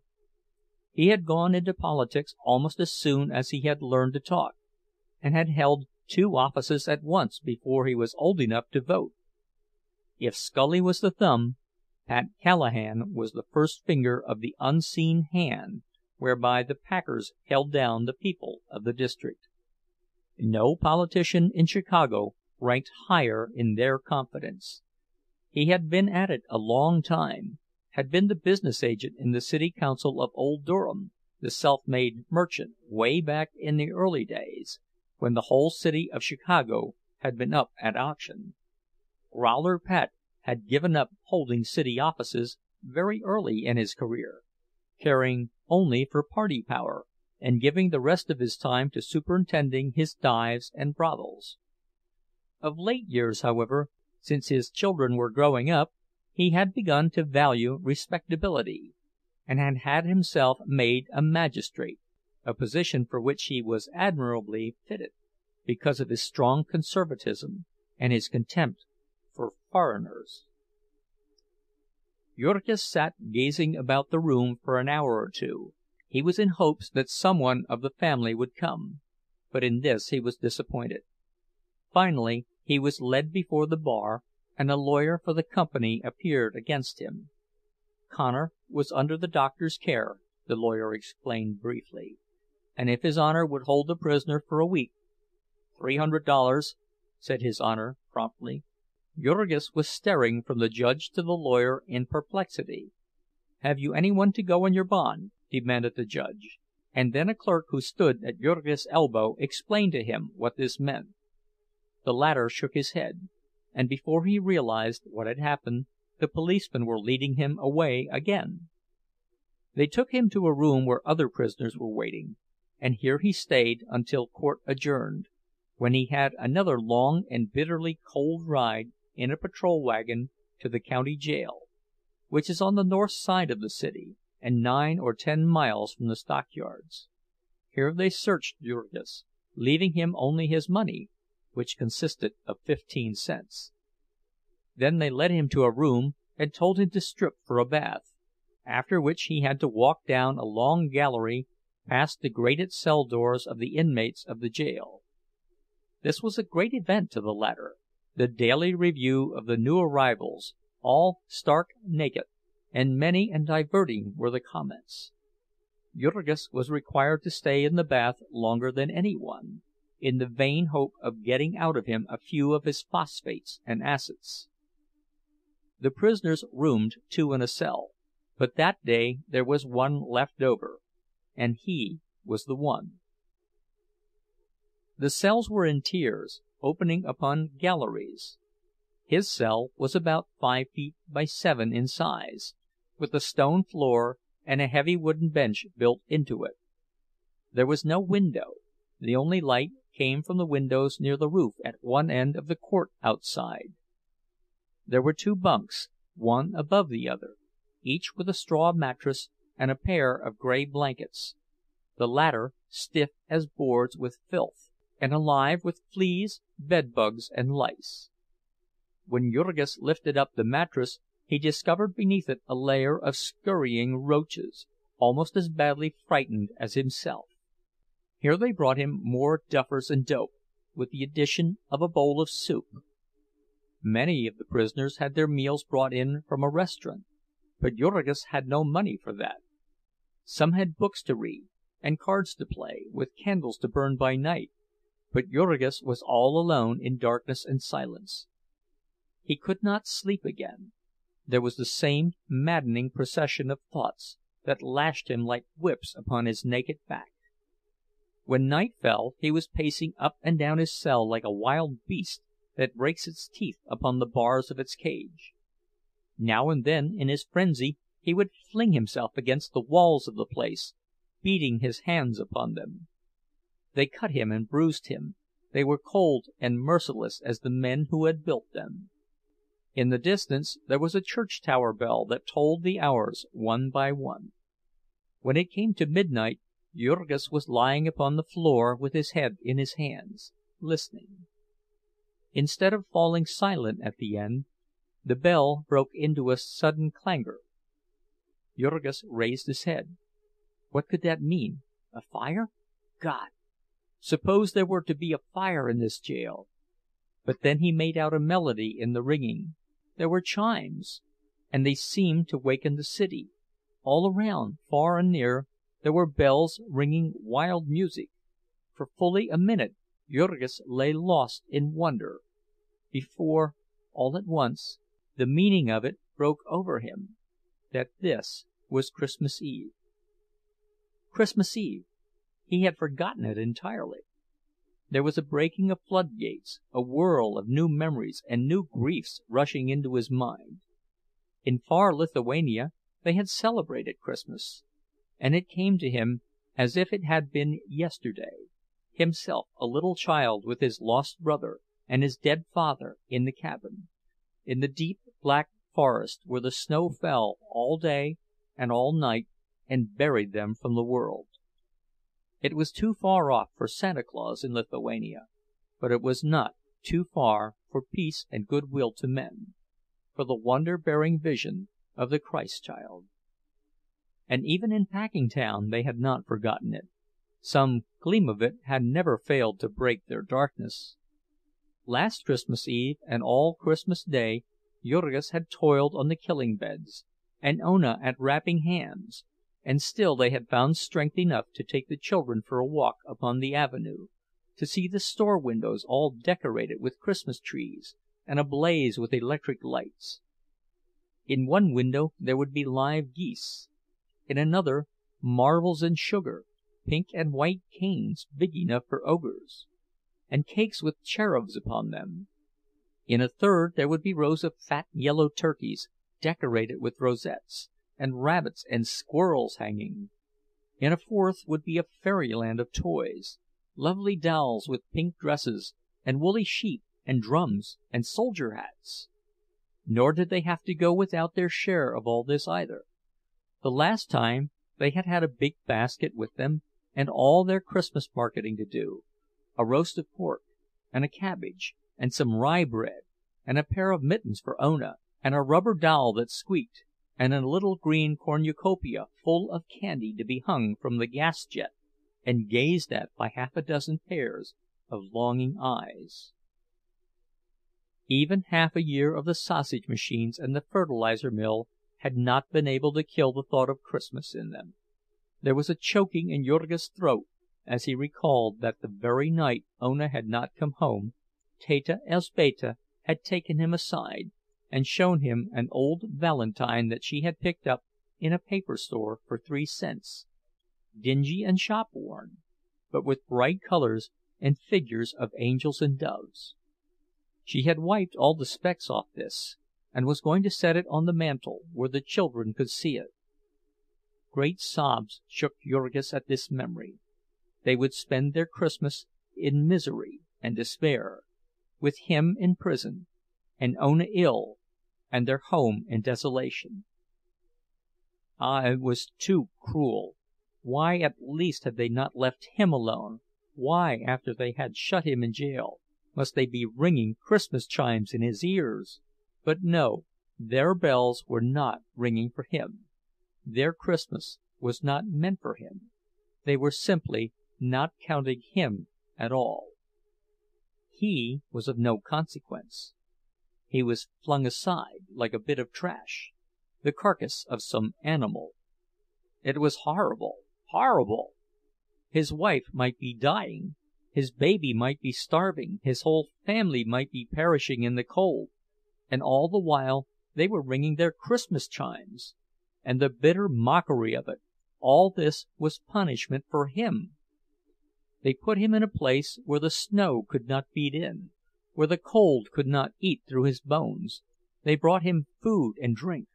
Why, in the name of heaven, if they must punish him, did they not put his family in jail and leave him outside? Why could they find no better way to punish him than to leave 3 weak women and 6 helpless children to starve and freeze? That was their law. That was their justice. Jurgis stood upright, trembling with passion, his hands clenched and his arms upraised, his whole soul ablaze with hatred and defiance. 10,000 curses upon them and their law! Their justice! It was a lie! It was a lie, a hideous, brutal lie, a thing too black and hateful for any world but a world of nightmares. It was a sham and a loathsome mockery. There was no justice, there was no right anywhere in it. It was only force, it was tyranny, the will and the power, reckless and unrestrained. They had ground him beneath their heel. They had devoured all his substance. They had murdered his old father. They had broken and wrecked his wife. They had crushed and cowed his whole family. And now they were through with him. They had no further use for him. And because he had interfered with them, had gotten in their way, this was what they had done to him. They had put him behind bars, as if he had been a wild beast, a thing without sense or reason, without rights, without affections, without feelings. Nay, they would not even have treated a beast as they had treated him. Would any man in his senses have trapped a wild thing in its lair and left its young behind to die? These midnight hours were fateful ones to Jurgis. In them was the beginning of his rebellion, of his outlawry, and his unbelief. He had no wit to trace back the social crime to its far sources. He could not say that it was the thing men have called the system that was crushing him to the earth, that it was the packers, his masters, who had bought up the law of the land, and had dealt out their brutal will to him from the seat of justice. He only knew that he was wronged, and that the world had wronged him, that the law, that society, with all its powers, had declared itself his foe. And every hour his soul grew blacker. Every hour he dreamed new dreams of vengeance, of defiance, of raging, frenzied hate. The vilest deeds, like poison weeds, bloom well in prison air. It is only what is good in man that wastes and withers there. Pale anguish keeps the heavy gate, and the warder is despair. So wrote a poet, to whom the world had dealt its justice. I know not whether laws be right, or whether laws be wrong. All that we know who lie in jail is that the wall is strong, and they do well to hide their hell, for in it things are done that Son of God nor Son of Man ever should look upon. End of chapter 16. The Jungle by Upton Sinclair. Chapter 17. At 7 o'clock the next morning, Jurgis was led out to get water to wash his cell, a duty which he performed faithfully, but which most of the prisoners were accustomed to shirk, until their cells became so filthy that the guards interposed. Then he had more duffers and dope, and afterward was allowed 3 hours for exercise, in a long cement-walked court roofed with glass. Here were all the inmates of the jail, crowded together. At one side of the court was a place for visitors, cut off by 2 heavy wire screens, a foot apart, so that nothing could be passed into the prisoners. Here Jurgis watched anxiously, but there came no one to see him. Soon after he went back to his cell, a keeper opened the door to let in another prisoner. He was a dapper young fellow, with a light brown mustache and blue eyes, and a graceful figure. He nodded to Jurgis, and then, as the keeper closed the door upon him, began gazing critically about him. "Well, pal," he said, as his glance encountered Jurgis again. "Good morning." "Good morning," said Jurgis. "A rum go for Christmas, eh?" added the other. Jurgis nodded. The newcomer went to the bunks and inspected the blankets. He lifted up the mattress and then dropped it with an exclamation. "My God!" he said. "That's the worst yet!" He glanced at Jurgis again. "Looks as if it hadn't been slept in last night. Couldn't stand it, eh?" "I didn't want to sleep last night," said Jurgis. "When did you come in?" "Yesterday." The other had another look around, and then wrinkled up his nose. "There's the devil of a stink in here," he said suddenly. "What is it?" "It's me," said Jurgis. "You?" "Yes, me." "Didn't they make you wash?" "Yes, but this don't wash." "What is it?" "Fertilizer." "Fertilizer? The deuce! What are you?" "I work in the stockyards. At least I did until the other day." It's in my clothes." "That's a new one on me," said the newcomer. "I thought I'd been up against 'em all. What are you in for?" "I hit my boss." "Oh, that's it. What did he do?" "He treated me mean." "I see. You're what's called an honest workingman." "What are you?" Jurgis asked. "I?" the other laughed. "They say I'm a cracksman," he said. "What's that?" asked Jurgis. "Safes and such things," answered the other. "Oh," said Jurgis wonderingly, and stared at the speaker in awe.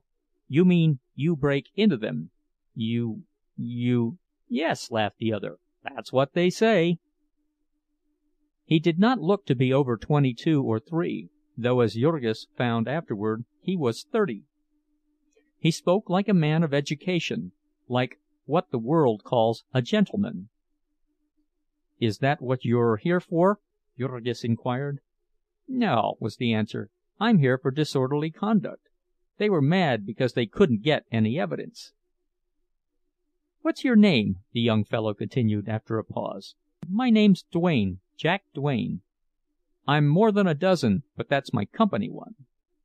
He seated himself on the floor with his back to the wall and his legs crossed, and went on talking easily. He soon put Jurgis on a friendly footing.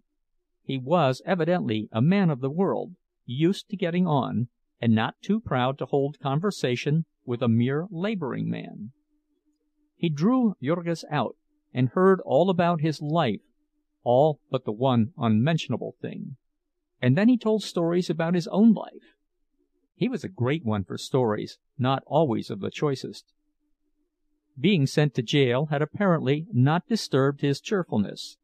He had done time twice before, it seemed, and he took it all with a frolic welcome. What with women and wine and the excitement of his vocation, a man could afford to rest now and then. Naturally, the aspect of prison life was changed for Jurgis by the arrival of a cellmate. He could not turn his face to the wall and sulk. He had to speak when he was spoken to. Nor could he help being interested in the conversation of Duane, the first educated man with whom he had ever talked. How could he help listening with wonder while the other told of midnight ventures and perilous escapes, of feastings and orgies, of fortunes squandered in a night? The young fellow had an amused contempt for Jurgis as a sort of working mule. He too had felt the world's injustice, but instead of bearing it patiently, he had struck back, and struck hard. He was striking all the time. There was war between him and society. He was a genial freebooter, living off the enemy without fear or shame. He was not always victorious, but then defeat did not mean annihilation, and need not break his spirit. Withal, he was a good-hearted fellow, too much so, it appeared. His story came out, not in the first day, nor the second, but in the long hours that dragged by, in which they had nothing to do but talk, and nothing to talk of but themselves. Jack Duane was from the East. He was a college-bred man, had been studying electrical engineering. Then his father had met with misfortune in business and killed himself, and there had been his mother and a younger brother and sister. Also, there was an invention of Duane's. Jurgis could not understand it clearly, but it had to do with telegraphing, and it was a very important thing. There were fortunes in it, millions upon millions of dollars. And Duane had been robbed of it by a great company, and got tangled up in lawsuits and lost all his money. Then somebody had given him a tip on a horse race, and he had tried to retrieve his fortune with another person's money, and had to run away, and all the rest had come from that. The other asked him what had led him to safe-breaking, to Jurgis a wild and appalling occupation to think about. A man he had met, his cellmate had replied. One thing leads to another. Didn't he ever wonder about his family? Jurgis asked. Sometimes, the other answered, but not often. He didn't allow it. Thinking about it would make it no better. This wasn't a world in which a man had any business with a family. Sooner or later Jurgis would find that out also, and give up the fight and shift for himself. Jurgis was so transparently what he pretended to be that his cellmate was as open with him as a child. It was pleasant to tell him adventures. He was so full of wonder and admiration. He was so new to the ways of the country. Duane did not even bother to keep back names and places. He told all his triumphs and his failures, his loves and his griefs. Also, he introduced Jurgis to many of the other prisoners, nearly half of whom he knew by name. The crowd had already given Jurgis a name. They called him "He Stinker." This was cruel, but they meant no harm by it, and he took it with a good-natured grin. Our friend had caught now and then a whiff from the sewers over which he lived, but this was the first time that he had ever been splashed by their filth. This jail was a Noah's Ark of the city's crime. There were murderers, hold-up men, and burglars, embezzlers, counterfeiters and forgers, bigamists, shoplifters, confidence men, petty thieves and pickpockets, gamblers and procurers, brawlers, beggars, tramps, and drunkards. They were black and white, old and young, Americans and natives of every nation under the sun. There were hardened criminals and innocent men too poor to give bail, old men and boys literally not yet in their teens. They were the drainage of the great festering ulcer of society. They were hideous to look upon, sickening to talk to. All life had turned to rottenness and stench in them. Love was a beastliness, joy was a snare, and God was an imprecation. They strolled here and there about the courtyard, and Jurgis listened to them. He was ignorant, and they were wise. They had been everywhere and tried everything. They could tell the whole hateful story of it, set forth the inner soul of a city in which justice and honor, women's bodies and men's souls were for sale in the marketplace, and human beings writhed and fought and fell upon each other like wolves in a pit, in which lusts were raging fires, and men were fuel, and humanity was festering and stewing and wallowing in its own corruption. Into this wild beast tangle these men had been born without their consent. They had taken part in it because they could not help it. That they were in jail was no disgrace to them, for the game had never been fair. The dice were loaded. They were swindlers and thieves of pennies and dimes, and they had been trapped and put out of the way by the swindlers and thieves of millions of dollars. To most of this Jurgis tried not to listen. They frightened him with their savage mockery, and all the while his heart was far away where his loved ones were calling. Now and then, in the midst of it, his thoughts would take flight, and then the tears would come into his eyes, and he would be called back by the jeering laughter of his companions. He spent a week in this company, and during all that time he had no word from his home. He paid one of his 15 cents for a postal card, and his companion wrote a note to the family, telling them where he was and when he would be tried. There came no answer to it, however, and at last, the day before New Year's, Jurgis bade goodbye to Jack Duane. The latter gave him his address, or rather the address of his mistress, and made Jurgis promise to look him up. "Maybe I could help you out of a hole some day," he said, and added that he was sorry to have him go. Jurgis rode in the patrol wagon back to Justice Callahan's court for trial. One of the first things he made out as he entered the room was Teta Elzbieta and little Kotrina, looking pale and frightened, seated far in the rear. His heart began to pound, but he did not dare to try to signal to them, and neither did Elzbieta. He took his seat in the prisoner's pen and sat gazing at them in helpless agony. He saw that Ona was not with them, and was full of foreboding as to what that might mean.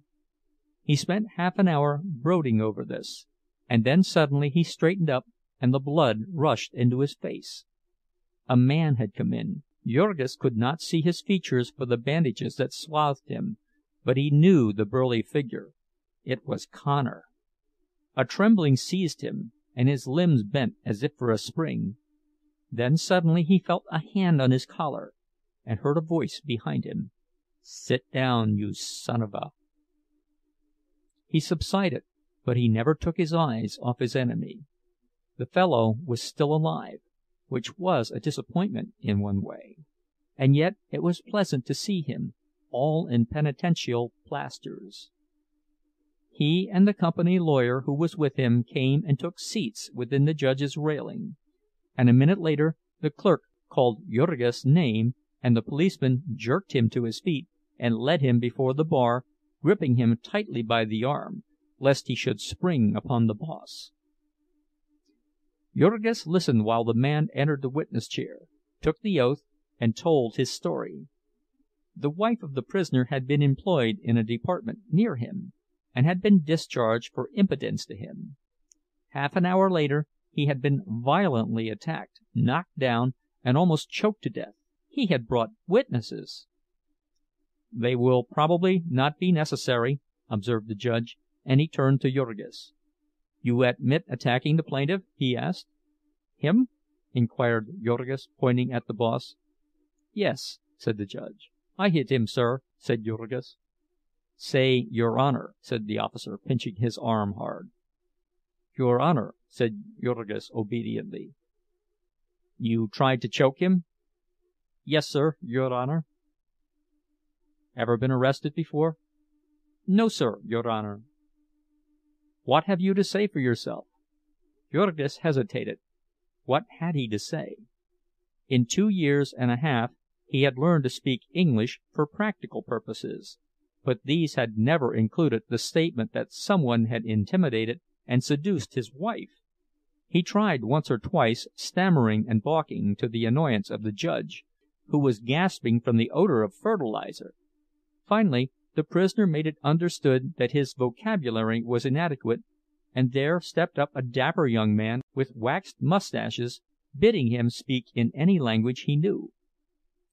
Jurgis began.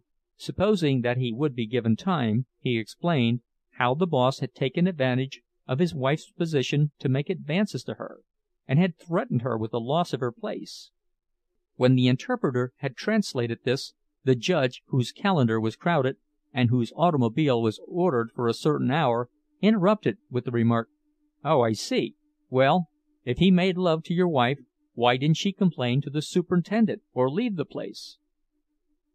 Jurgis hesitated, somewhat taken aback.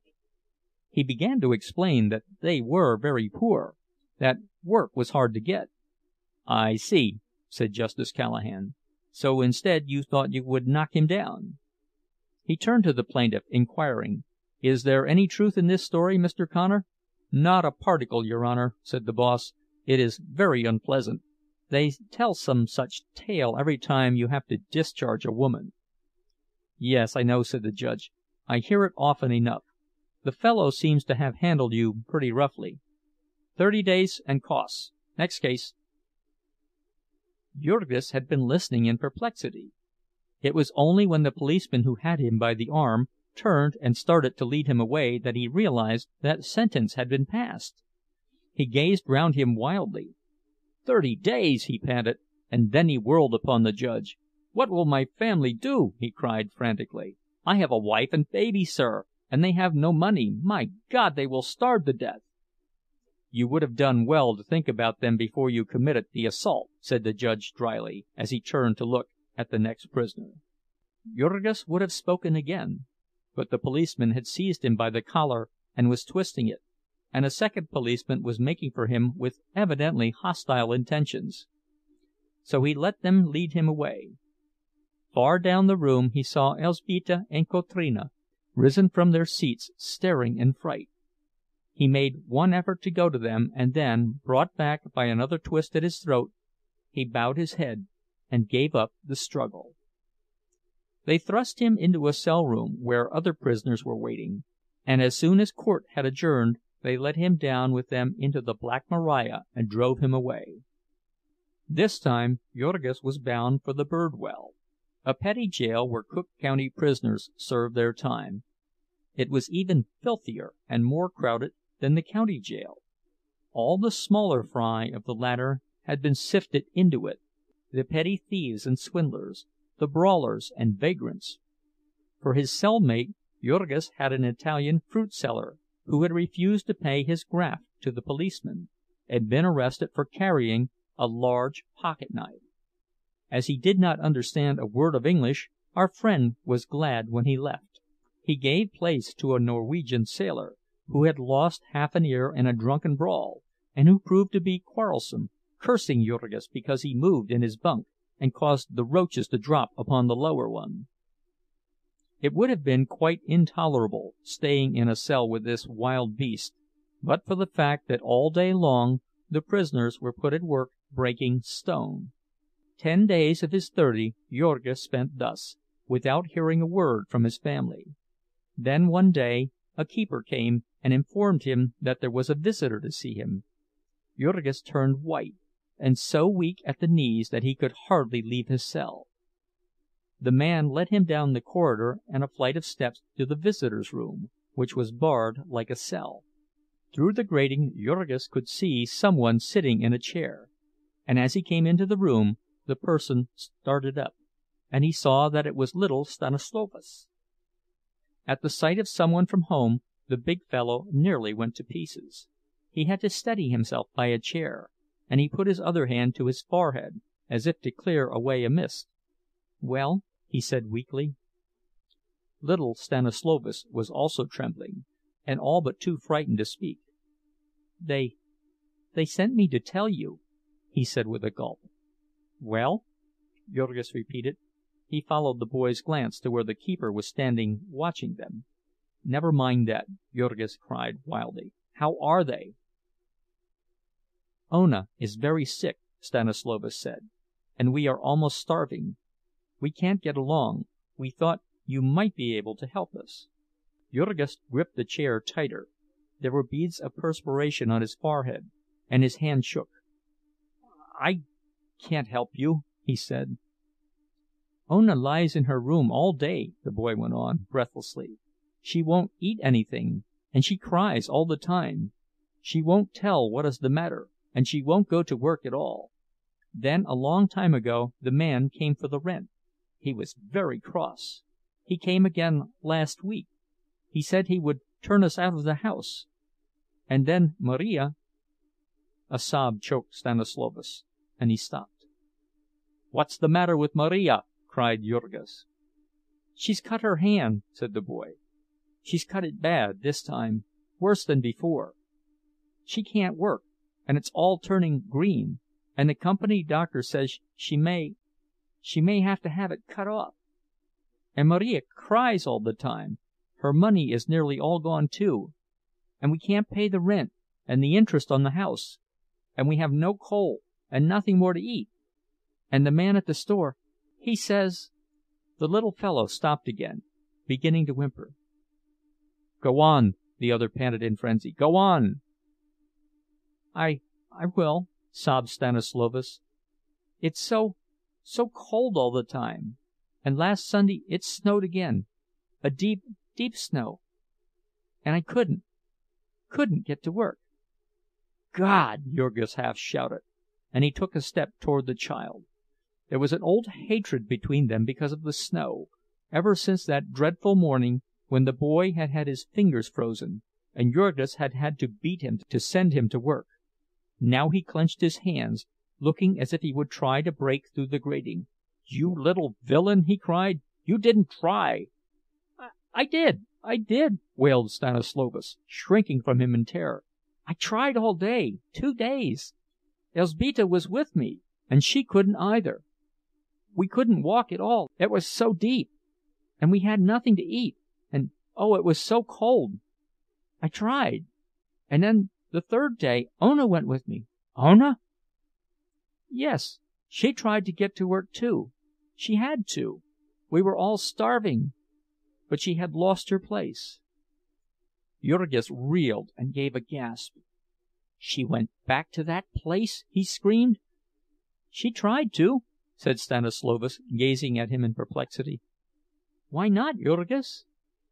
The man breathed hard 3 or 4 times. "Go on," he panted, finally. "I went with her," said Stanislovas, "but Miss Henderson wouldn't take her back. And Connor saw her and cursed her. He was still bandaged up. Why did you hit him, Jurgis?" There was some fascinating mystery about this, the little fellow knew, but he could get no satisfaction. Jurgis could not speak. He could only stare, his eyes starting out. "She has been trying to get other work," the boy went on, "but she's so weak she can't keep up. And my boss would not take me back either. Ona says he knows Connor, and that's the reason. They've all got a grudge against us now. So I've got to go downtown and sell papers with the rest of the boys and Kotrina." "Kotrina?" "Yes, she's been selling papers too. She does best because she's a girl. Only the cold is so bad, it's terrible coming home at night, Jurgis. Sometimes they can't come home at all. I'm going to try to find them tonight and sleep where they do. It's so late, and it's such a long ways home. I've had to walk, and I didn't know where it was. I don't know how to get back either. Only Mother said I must come, because you would want to know, and maybe somebody would help your family when they had put you in jail so you couldn't work. And I walked all day to get here, and I only had a piece of bread for breakfast, Jurgis. Mother hasn't any work either, because the sausage department is shut down, and she goes and begs at houses with a basket, and people give her food. Only she didn't get much yesterday. It was too cold for her fingers, and today she was crying." So little Stanislovas went on, sobbing as he talked, and Jurgis stood gripping the table tightly, saying not a word, but feeling that his head would burst. It was like having weights piled upon him, one after another, crushing the life out of him. He struggled and fought within himself, as if in some terrible nightmare, in which a man suffers an agony, and cannot lift his hand, nor cry out, but feels that he is going mad, that his brain is on fire. Just when it seemed that another turn of the screw would kill him, little Stanislovas stopped. "You cannot help us?" he said weakly. Jurgis shook his head. "They won't give you anything here?" He shook it again. "When are you coming out?" "3 weeks yet," Jurgis answered. And the boy gazed around him uncertainly. "Then I might as well go," he said. Jurgis nodded. Then, suddenly recollecting, he put his hand into his pocket and drew it out, shaking. "Here," he said, holding out the 14 cents. "Take this to them." And Stanislovas took it, and after a little more hesitation started for the door. "Good-bye, Jurgis," he said, and the other noticed that he walked unsteadily as he passed out of sight. For a minute or so Jurgis stood clinging to his chair, reeling and swaying. Then the keeper touched him on the arm, and he turned and went back to breaking stone. Chapter 17